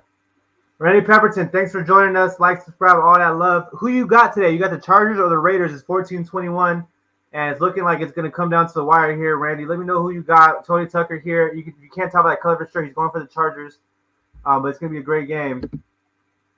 Woke you guys. Yeah, I know. Well, we were getting a little slumbery there. But woke the Chargers up. You might be talking about the Chargers as a team, Tony. They woke the Chargers up. Or maybe woke the Raiders up. I don't know. But we all woke now. It's fourth quarter, first spot. Pepperton is not a Chargers fan. He's a hater. He's a joy killer. Oh, well, we welcome all people, all different kinds of people here in the War Zone, Randy. So welcome to the War Zone. And we'll see what happens. The Chargers are now in midfield. They could definitely come away with the drive with some points. And if they do, it's going to make it a lot harder for the Raiders. They have 3 timeouts left, though, so that's one thing going for them here, down by 1 possession in the fourth. We'll see what happens, but the Raiders have to make things happen fast. The Chargers have to score. So let's see what happens. I have been to 3 Cowboys games in Dallas and 1 Washington game in Washington. Yes, Dallas Stadium is really nice. AT&T Stadium is super nice. I put SoFi above it, though. SoFi I think is the best stadium in the NFL, and that's where, regardless of where I live, I would say that it's a super nice stadium. Washington, I've never been to that stadium, but football is football, so I'm sure you had a great time in all 4 games. I've never been to Jerry World. SoFi is by far the nicest stadium I've ever been in for anything, but I've only ever been to Qualcomm. I went to Old Candlestick and in the Oakland Coliseum, which is a dump. I went to the LA Coliseum, which is maybe a step up above a dump, but very close. I didn't necessarily like the stadium. Oh, Mike Williams. The pressure caused a bad throw. Yeah, when you're in the East Coast, life is good. You have so many options to choose from. You have so many nice teams to go watch, good games, nice stadiums, at least decent stadiums. I haven't been to a lot of them, obviously, in the East Coast. But yeah, SoFi is across the way from you. I've never been to the East Coast Stadium. I've been to Miami a few times, never went to the game. So hopefully you enjoy that. Enjoy those Dolphins games. Hard Rock Stadium looks kind of nice. But yeah, Dallas isn't too far from you if you want to go to a Dallas game. It looks kind of nice. But yeah, SoFi is nice. If you're ever out in LA, TDs, I would recommend going to a SoFi game. Once everything's clear, I heard it's been crazy right now. That's what I was hearing. But Tony went to one on Sunday, so it can't be that crazy. Tony Tuck was just there. I went like in August, and it was super chill. I heard there was new like California regulations, mandates, and stuff. I don't know. Oh, he missed Eckler by like 5 feet on that one.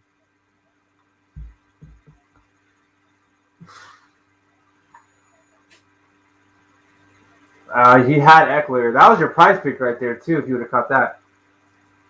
Tony Tuck, how are you don't want to talk about it too much, right? If you don't want to talk about air, just let me know. But how are the? I heard California in general, especially LA County, got kind of crazy with the sporting events. Is what I heard. Are they kind of chill with that? Because I went to SoFi and I want to say August for the preseason, and you just got your ticket, you walked right in. It wasn't too busy. Oh, who did he have? Jared Cook. Wow. Raiders are making flag though. Yes, I love the Warriors. Haven't been to a Warriors game though, TDs. I have. I went to AD's first game, Anthony Davis, when he first became a Laker. I went to Staples Center and watched them play the Warriors. Yeah, so I did actually. I've seen one Warriors game. They didn't play very well. Steph Curry, you know how that is. He's kind of on and off. If he's hitting, he's great. If he's not hitting, he doesn't really do much else for you. But those 3-pointers are the great equalizers. So obviously he's a beast. I think that was when KD. I want to say KD left that year. He was injured, so I didn't. That's my favorite player, obviously, from the Warriors. But KD, I don't think played. And yeah, Draymond, he balled out. Draymond played amazing, but it wasn't enough, obviously, to beat the Lakers with AD.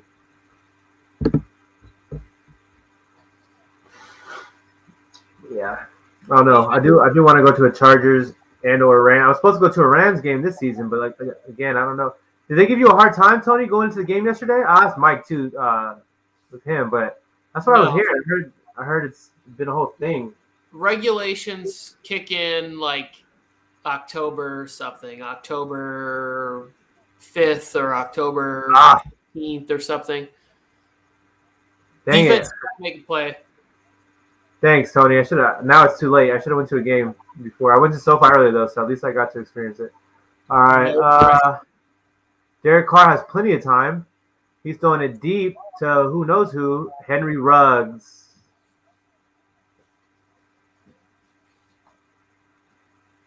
The third.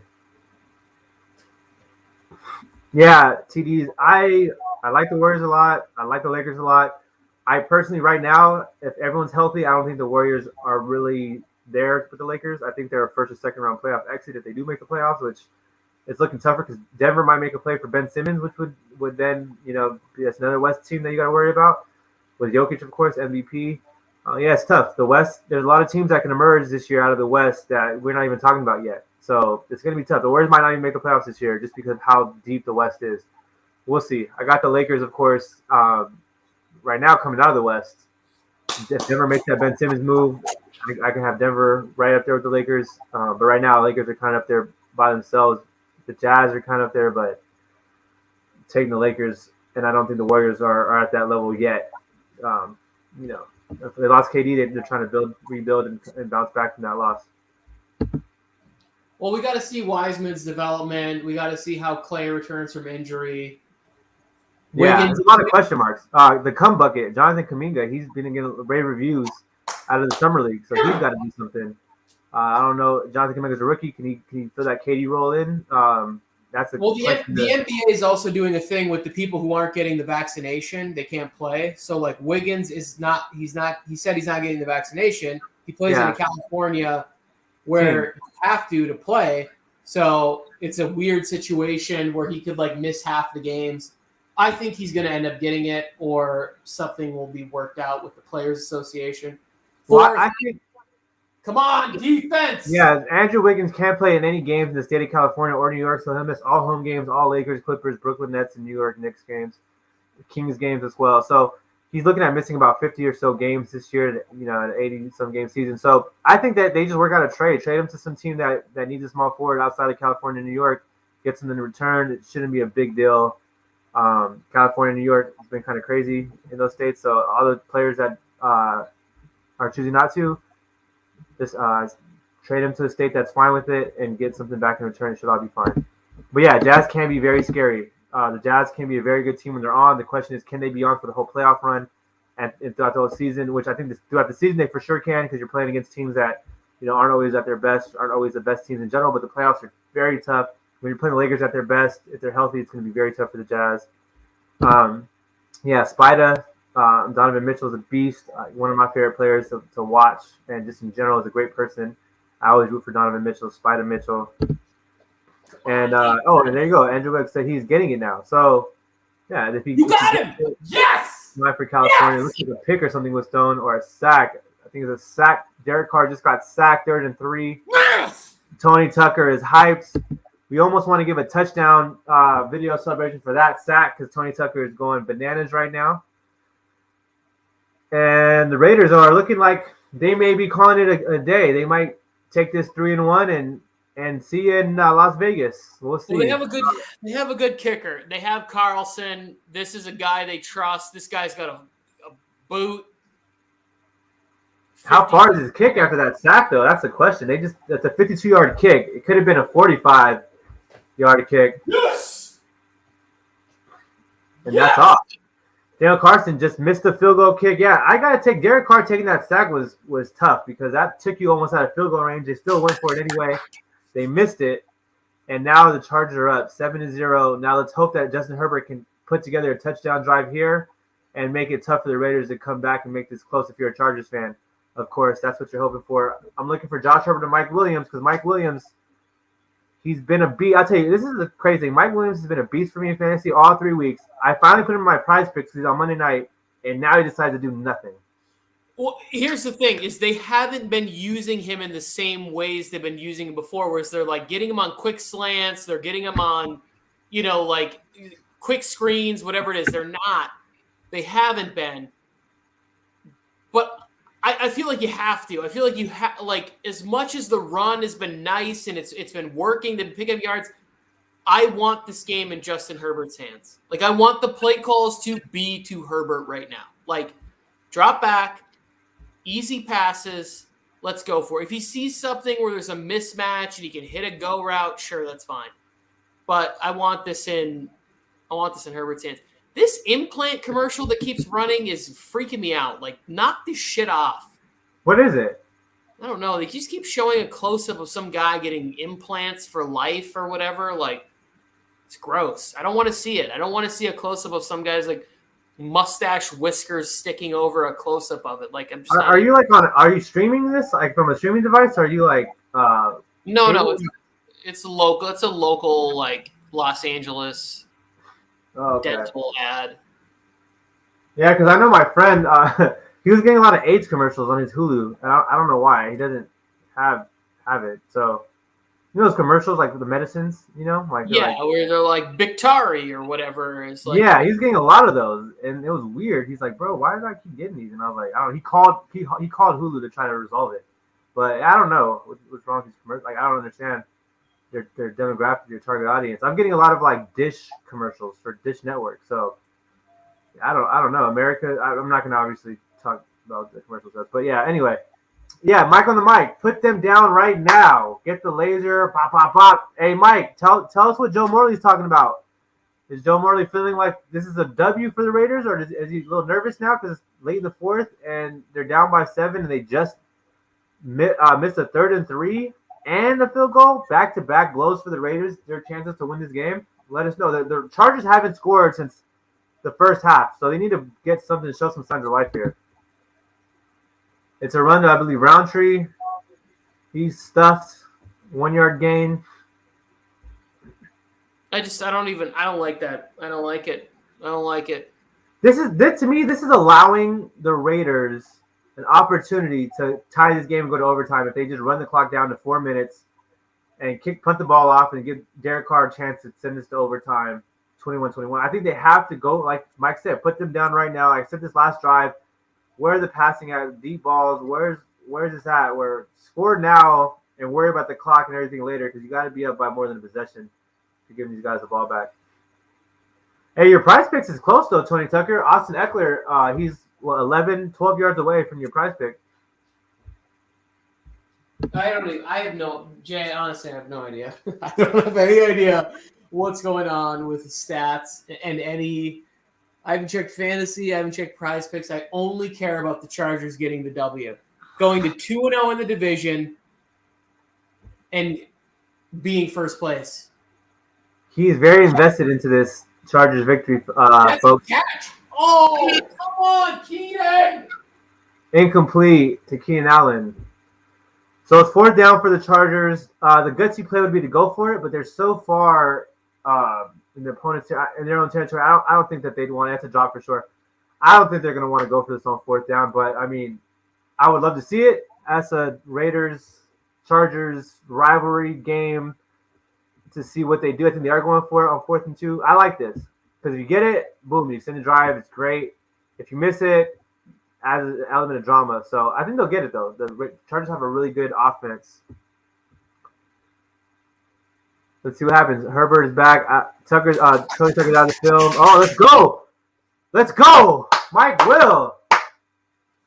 Beautiful catch. Siobhan Morgan was in the picture, but he wasn't good enough to go out there and make a play on the ball. So Mike Williams gets a catch, thankfully.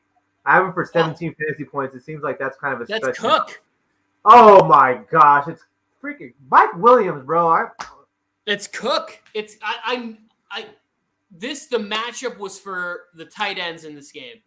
Mike Williams, I need 17 fantasy points from you, and you're doing nothing.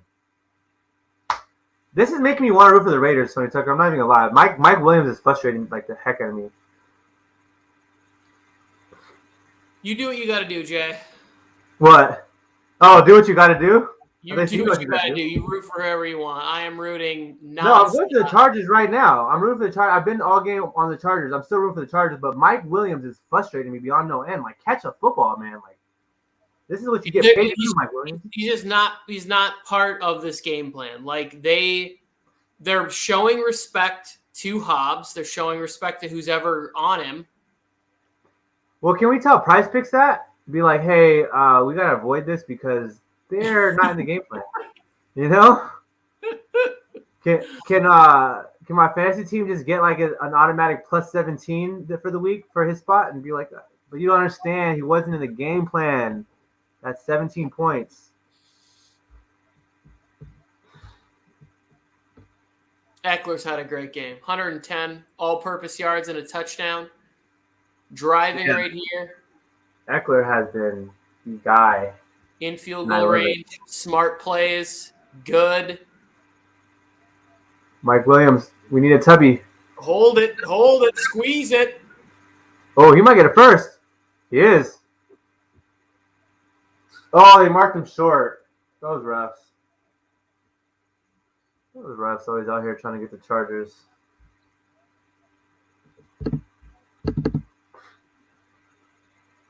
Nice run, though, by Larry Roundtree, the guy we were talking up right now. Stupid Chargers, man. Get the ball to Mike Williams. Like, I've been so optimistic this whole game. Like, they're eventually going to start throwing the ball, right? At some point, they're going to start throwing the ball, and it's just... That's a first. That's a first. Forward progress. Come on. First down. Let's get it. Justin Herbert. I think Justin Herbert maybe... How many yards does he even have? Not a lot. He's probably somewhere around 220-ish. Justin Herbert has 222. Yeah. Wow, Justin Herbert. Like, bruh. Well, yeah, he had like 200 almost at halftime. He hasn't thrown a ball at all. He had 175 at halftime. Yeah. And it's just not been – they haven't been going to him. They've been – the play calling has been bad and weird, and he missed on a couple throws. Here it is. Get down. Let's go, Mike Williams. Oh, my gosh. He's out here running. Who is this? Justin Herbert or Matt Stafford? I don't know. He's out here running the football.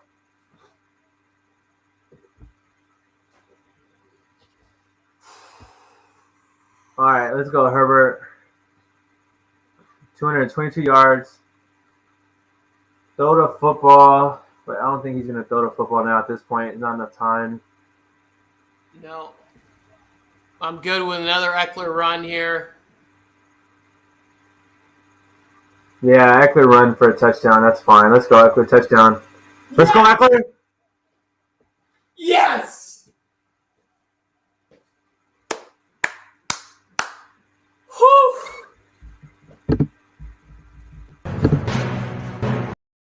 Breaking news, Austin Eckler is the guy to have in the Chargers uniform if you are a fantasy football player. Austin Eckler is the only guy doing anything for anybody in this game as a total. Raiders, Chargers, doesn't matter. Austin Eckler is the only one that should be on your fantasy rosters. Everyone else sucks. Bench them all. Drop Darren Waller. Drop Mike Williams. Drop Keenan Allen. Drop Justin Herbert. They all suck. And guess what? Austin Eckler's touchdown, baby!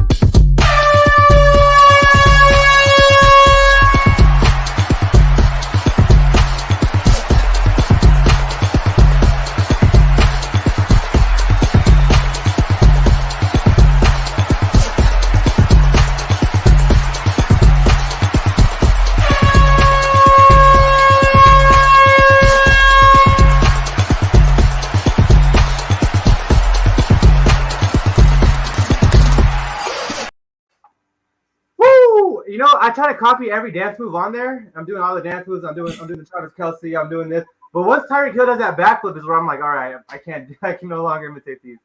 I know, and I just get winded. I can't. I'm too old for that. Chargers, go.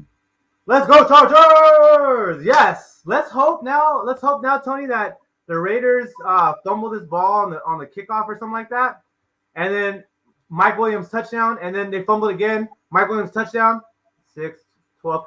Then they fumbled again, and then Mike Williams touchdown, 18. That's how many fantasy points I need.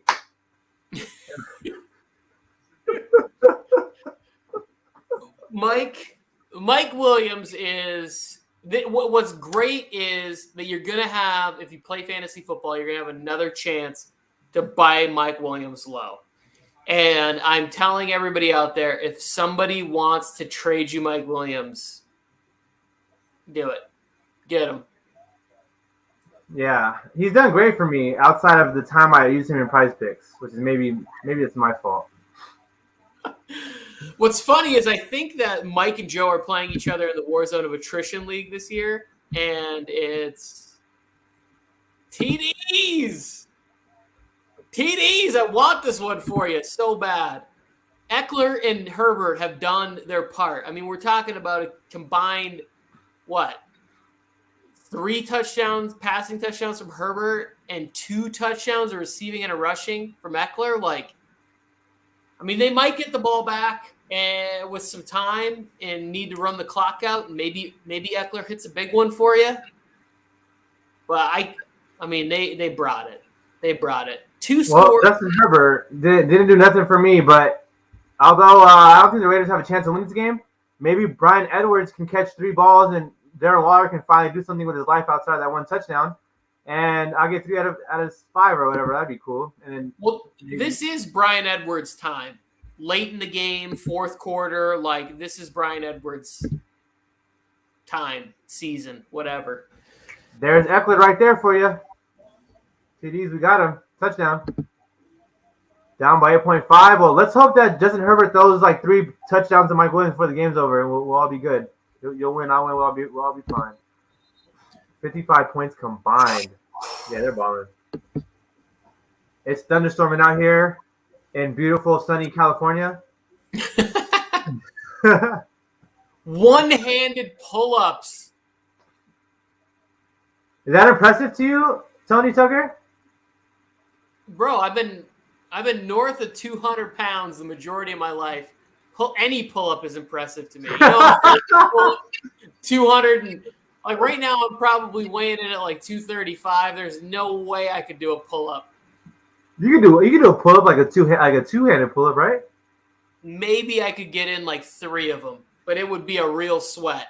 It's mainly core. It's mainly just core. It's not. I don't even think it's that much with the arms. Because my arms, I don't have. Wait, are you talking CrossFit pull-ups where you're jumping into the pull-up and no, stuff? just straight up. You start here, you pull up, and you start here, and you pull up. It's a lot. It's a lot of body mass to pull, my friend. A lot. Well, Throw a Derek Carr flag is doing for nothing. intentional Oh, grounding. wow. Oh, hey, guess what, Tony? Brad Edwards was finally targeted. He was. Oh, man. In his league, he played Mahomes-Hill stack. That's Yeah, that's that's a rough tough. stack to play. I have that stack, and it's rough when you're playing against it. But let me tell you, TDs, when you have it, you're kind of happy about it. Except for every other week outside of week 1. I only have Mahomes in one league, and I won. It's a 2-quarterback league. I have Mahomes and Derek Carr. Yeah, we're in a weird league in the Wars of Nutrition. So, someone else caught a ball. Oh, Edwards. Okay, that's one reception. But so we're in a league. But it's funny because I got Patrick Mahomes with like the 40th pick in a few leagues, like 30-something to 40-something pick. And our Wars of Nutrition, I think he went first overall because it's a 2 QB league with all these weird rules. Well, 6 But, points, passing TDs. It was a good pick by wish list. No, it was a good pick. I agree. I think everyone thought Patrick Mahomes was the pick. But yeah, it's just crazy how a few things could really change a guy's draft stock like that. But it makes complete sense. I think I'm more shocked that people pass on him so heavily in other leagues. Come on. I want a sack by Nwosu right now. Just coming off the edge. You just whop. That's a hold on Leatherwood. Give me a break, ref. Oh, Leatherwood was holding. Was that Bosa? Yes. Oh, it didn't matter. It was way over his head. He's like, what's the dude's name, Tony? Smiley, over the top. Bosa beats him inside like nothing else, and then he just pulls him to the ground. All right, fellas, we're in part 3 of how all NFL and NBA and WWE referees are in on the fix, in on this game. It's very simple. They call whatever they want. Okay, so not only did they not call the hold, Jay, they called it unsportsmanlike conduct on Joey Bosa. I'm telling you, they're extending the drive, trying to make this game a little bit more exciting.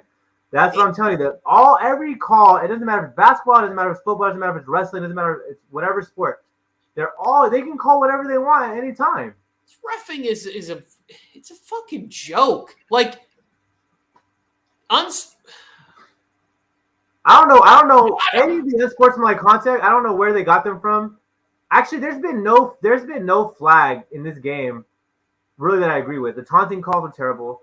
The personal foul calls have been terrible. The non-hold call right there was terrible. A lot of other taunting that wasn't called that was way worse than Darren Waller's little spike. So yeah, I mean, Darren Waller literally was cussing, the Chargers out and jumping up like crazy after the touchdown. And no taunting call for that. You can cuss the guy out and jump up and down, but don't spike a ball in the first half. Curtis! Pick.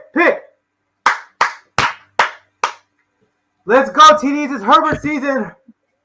Derwin! Hey, let's go. Hey, Herbert for a bomb. Herbert to Mike Williams for a touchdown. Let's get it.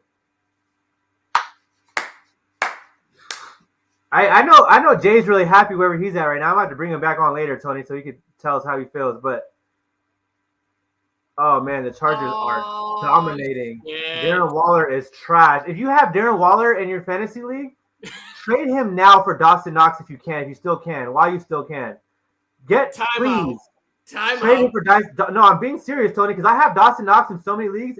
He's giving me 20 points. He's killing. Darren Waller has not made it to my starting lineup except outside of week 1, Tony Tucker. In all leagues I have Darren Waller. He hasn't even made it to my starting lineup yet. He was my third round, second round pick, and he's been on my bench for 3 straight weeks. Dawson Knox is a guy to own. Don't pick up Darren Waller. Drop him. I would even drop him if I had a chance, if I could. Let's go, Eckler. Is that Eckler? Oh, Eckler. Yes. Oh, Eckler just broke 100 rushing. Pick up Eckler if you can. That's who you pick up. Pick up Eckler. But please, drop Darren. If I could, I only have Darren Waller in leagues where there's no drops allowed. Or else I would have dropped Darren Waller after week 3. So drop Darren Waller, trade him for Dawson Knox. I'm telling you guys now. Do it now, because in 4 or 5 weeks, they're gonna laugh at you for trying to make that. All right, I gotta cut you off. Do not listen to Jay. Tune in on Saturday mornings at 11 a.m. for the Fantasy Football Speakeasy, or noon for fantasy football boot camp, Sunday mornings at 8 a.m. We do the fantasy football wake-up call. Austin Eckler is running out the clock. This is absolutely amazing. I'll tell you something. I said, 4 months ago, Dawson Knox is a guy. 3 weeks ago, I was in on Dawson Knox tight end too. The last 3 weeks, Dawson Knox has been in my starting lineup, giving me 15 to 20 points. Darren Waller's been on my bench in these leagues, giving me like 10 or 8 or 5. Okay, there's an actual legit fantasy question in here from TDs. Should I trade Deontay Johnson for Godwin or Diggs? Yes, for Diggs, 100%. Stephon Diggs, trade him for Deontay Johnson. That's easy. I would, yes. No questions asked. I would trade him. Not for Godwin, but yes I would for not Diggs. trade him for Godwin. He almost. There's another question in here, or another comment. Oh yeah, that was earlier. Yeah, that's actually good though. Cup is still gonna ball out. It's good. Keep Cup. Cup is gonna ball out. Don't worry about that. They're both good though. They're both top guys. TDs, I think you're going to come up just short on this unless they really try to rub it in and go for a touchdown to Mike. Touchdown. Play action touchdown right now from Justin Herbert. Nope. I don't think they're going to do it. I think they're just – Brandon Staley is a gambler, but it's on 4th down. It's not right now. Like, Brandon Staley doesn't feel like the guy who's trying to, rub it in or ruin the game. He's going to trust his running backs to secure the ball and run this game to victory. Chargers go to 3-1, 2-0 in the division. Wait, serious question, Tony Tucker. Serious question because I didn't get a clear read on it. You would right now rather have Darren Waller as your tight end than Dawson Knox? Yes, Jay. No questions asked. Okay. All right. I just want to make sure you said on that. Yeah. It's not even up for debate. There's a chance that Dawson Bills' Knox, offense is nice this year, Tony. Don't sleep on the Bills. I'm not. But to trade away Darren Waller for Dawson Knox is stupid. Like you should get Dawson Knox and you should get something else. Oh no, I agree with that. No, don't be wrong. Yeah, don't go straight up because Darren Waller, you spent draft capital on him, so he therefore is worth more because of draft capital. Trade Darren Waller for Dawson Knox and a good receiver or something like that. Then you should explain that in the trade when you're saying trade Waller for Knox. Yes, my bad. My point is trade Waller, get him off your team. He's not worth it having him on your football team. But get the best deal you can for him. See who wants him. See what you get offered. If you can get Dawson Knox and any good piece, you're good. Yeah, my bad. Straight. I mean, I might do it straight up. I would. Tony has seen my trades in our league. I would do it straight up because I'm me. But my advice is, get something back from it because you probably can. Well, in most leagues, people will give you a little bit more for that. I have Darren Waller, I believe, in 2 leagues, and he's off limits. Nobody's getting Darren Waller for me. He's fine. He's still going to finish as a top 1 or 2 tight end in fantasy this year. I had Darren Waller when he was slept on, and he was good to have. I picked him up in a few leagues this year because I was I have so many. Why not? Just in case he does good this year. But yeah, it's not looking like the case. All right, it's all good though. Darren Waller still has some good games. I'm sure he'll have a few good games. I'm not saying he's chopped liver. Mike wants you to fix the score, Jay. I don't care. Chargers are winning. You can leave it at whatever you want. They're up 20. I'm trying to send him a link right now. You're trying to send Mike the link? The link is already in the chat, in the Warzone chat. They should just be able to scroll up and find it. Mike, go to the Warzone chat, man. I'm trying to do all this extra stuff. Yeah, sending it to all my inboxes. Scroll up and find it in the Warzone. I put it in the Warzone chat earlier. I don't know what kind of conversation's going on in there. Yeah, send it up. Because I was out here trying to, get you that link, Mike, because I want to see you go off for the Chargers because the Chargers are balling. And I had the Chargers win this week. Tony had a win this week. I said this in my picks. I said this all day. I thought the Chargers were going to win this game, but I thought it was going to be somewhat of a fight by the Raiders. The Chargers were going to win it. And I felt like, the Chargers, and the first half, credit to the Chargers played amazing in the first half. Defensively, they shut them down. The second half, the Raiders just self-destructed, and they're not, I don't know. I had them as the AFC contenders. Looking now, Tony, I don't know. I don't know if they're going to make the playoffs. They might have another year like last year. The Raiders are still here's the thing. The Raiders had a very tough a schedule to open up the season because I thought the Dolphins' defense would be better, and they also got to play Jacoby Brissett. They got to play the Ravens on Monday night to open the season against a team that was just like battered, injured, losing players left and right leading up to that game. And then they got to play the Steelers, who are clearly finished, and they lost TJ Watt in like the first quarter of the game. Highsmith was injured. Bush was injured. Like they got a very friendly Pittsburgh defense and got road wins. And they won tough games at the beginning of their schedule. But the first this is the Chargers, Tony. This ain't no minor league football team right here. No, it's not. It's the Chargers. I like this right here. Like let's build up a little confidence right here. Vizcaino, stuff this one through the uprights, my friend. We actually after this field goal, I got a guest that's gonna come on really quick and see and just kind of what his thoughts of the game are real quick, Tony. So we'll have him on after this kick. Let's see if Vizcaino can make this field goal and make this game just really, really bad for the Raiders. And I hope he nails this through the uprights right now. Let's see what happens. Oh, It's a punt.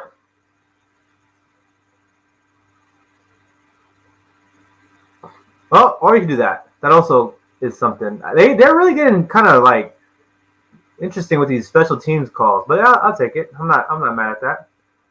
here, I'll tell you why I don't. I'll tell you why I don't love it. If you're gonna punt it, just put your punter out there because, like, what happens if you throw it to your field goal kicker who's not used to catching those? If he fumbles those, now all of a sudden you're giving the Derek Carr the ball at like the 50-yard line.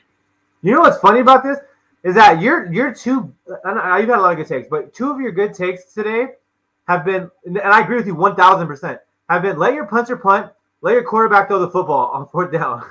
And they've done neither one of those two, but they still up by 2 touchdowns. So I agree with you, Tony. I would let my punter punt. And Darren Waller drops another one because he's an incompetent tight end, can't catch the ball. Hold on, I got a special guest coming in. Let me welcome in on the show, the War Zone here. Yo, how's it going, everybody? I just want to let you know I listened to Jay's advice up there. 100. I already dropped Darren Waller in all my leagues because I already had Dawson Knox. I listened to him 4 months ago, so I had Dawson Knox already starting in my lineup all 4 weeks already. He's been balling out. Darren Waller is just a waste on my bench. He's been being a waste on my bench. I dropped him because I picked up a running back with that bench spot. It's a waste. And Chargers, baby. Let's get this pick 6 right here, Chargers. We're the best in the league. LA, baby. LA all day. You know how we do it. Chargers, Rams. We're going to Super Bowl, SoFi Super Bowl in LA. It's going to be non-stop with it. Tony Tucker, tell them how the Chargers about to dominate again week after week. They're beating the Raiders this week, easy 3-0. They're beating the Browns next week, easy. And anyone else they play, they smack them all day. Chargers going almost undefeated. If it wasn't for that one bad call because the refs are throwing bad flags at the Cowboys. Let's get it. All right, Jay, I appreciate you, bro. You're going too hard right now, so I'm going to let you take off. But you have a good night, man. I appreciate you coming on the War Zone. All right, much love. All right, Tony, that was our guy. You know who he is. He gets really excited when he comes on these streams. He's from LA, big LA Chargers, Rams guy. I heard he likes Tom Brady as well. But yeah, so there you go. And he listens to my fantasy advice. He's undefeated in his fantasy league, Tony. So put some respect on that. I'm with it. I love it. I'm totally down with J Squared coming in and get there, and they're just putting an exclamation defensively on this game.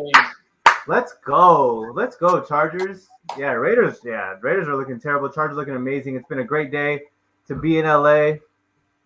Justin Herbert's out here ready to throw a touchdown. Let's go. You're right there by the end zone, Justin Herbert. You right there. You're like 20 yards away. Oh, the blackout at SoFi. Oh, and just another home game for us. Here we go. Everybody spent their stimulus checks to come to SoFi and cheer for the Raiders, and you get to go home with a great big Las Vegas L. Tony, imagine using all 4 hours of your visitation off hours in jail to watch this game to go here.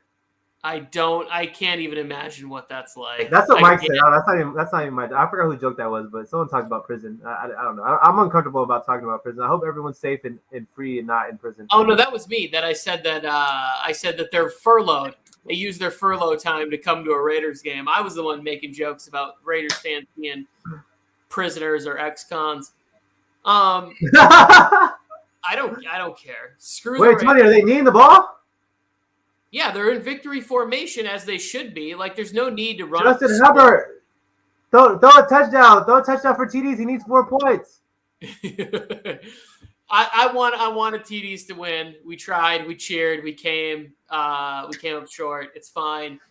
This is a huge victory. Justin Herbert didn't even play that well. The dude's a freaking beast. My prize picks are terrible. I just went and checked on him. Foster Monroe, I don't even think he was on the field tonight. Eckler dominated in the run game. Waller was virtually shut down, and Derek Carr came up short. 3 weeks in a row, by the way. Waller's been shut down for 3 weeks in a row, Tony. At some point, it's him.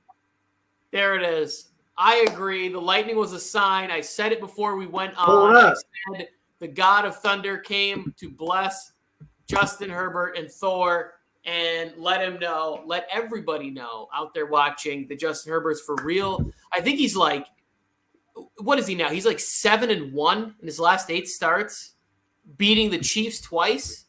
Like, he's for real, people. He's putting up great numbers. No turnovers in this game. 3 touchdown passes. They get the victory with a stadium filled with Raiders fans. The defense played amazing in the first half and some letdowns in the second half. Woo! Chargers, let's go, baby!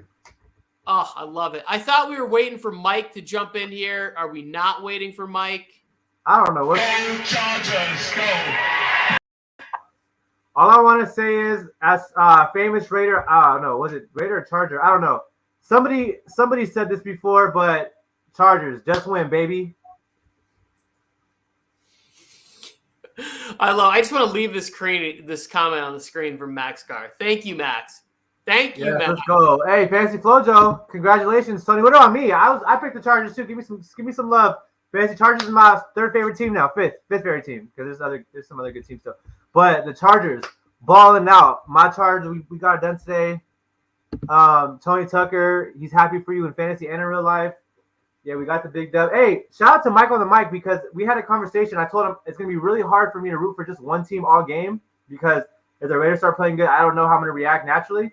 But thankfully, Mike on the mic, I was able to keep it under control, 1.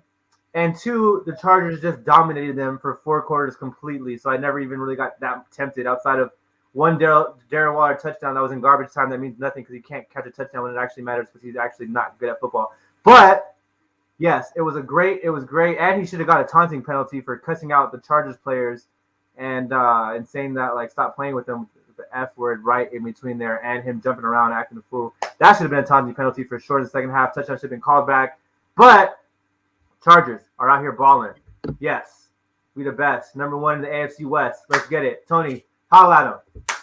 Thank you, Flojo. I really appreciate you giving me the shout out there. I was able to beat him. It was kind of lucky, actually, because I traded for Mike Williams, but he only had 1 catch tonight, and it was a lot closer than I would have liked the win to be. But I am absolutely on cloud 9 that for at least the next week, I will be living on this victory, back-to-back wins within the division. The Chargers are good. They're for real. The defense looked amazing in the first half. Herbert's a beast. Eckler going for over 100 in the run game after it looked like maybe he was going to head to the medical tent for the rest of the night.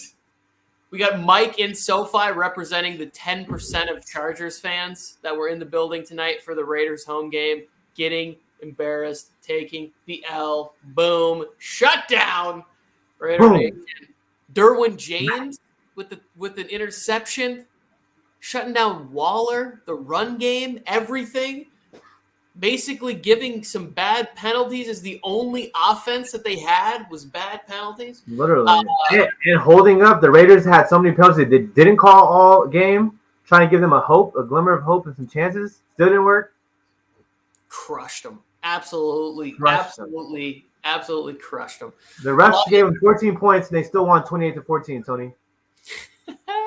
It's beautiful. It's beautiful, my friend. Tomorrow we have waiver wire show at noon with fantasy football shot callers.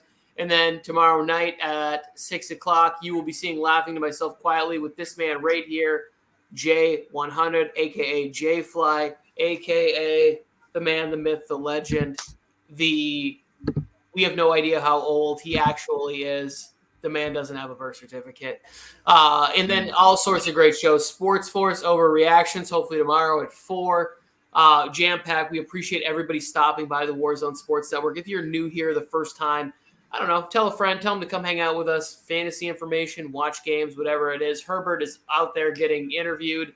The humble Hakuna Matatas football dominant, wonderful human being that he is out there accepting all of his flowers. Yeah. At home, Bosa, they're showing Shout out to Tony Tucker and Mike on the mic because although I am a Chargers fan and I'm super happy for this win and we were going crazy, they are actually real Chargers fans from like the real like San Diego and all that stuff. Like they're real like they actually wear shirts with the Chargers on it and stuff. So shout out to them because it's been a tough road and now they're finally here on this mountaintop Monday Night Football with a big time dominant victory. Just crushed the Raiders, made them look like a JV middle school football team. So it was amazing. So great job. Shout out to y'all. That was great. It was fun. It was fun being here with you, Tony. Feeling like a Chargers fan the whole run. So this is like one of the few games where I was a fan of one team for the entire game through. It was just I haven't been a fan of a team since I was way back when the Seahawks dominated the Broncos in the Super Bowl, and I was a Seahawks fan the whole entire time with a bunch of people from Seattle. So it's been a great time. I'm with it. I'm going to play this, and then I'm going to play the song, the intro, and we. Chargers, go. Yes. Let's go, Chargers. Thank you, everybody. We will see you next time.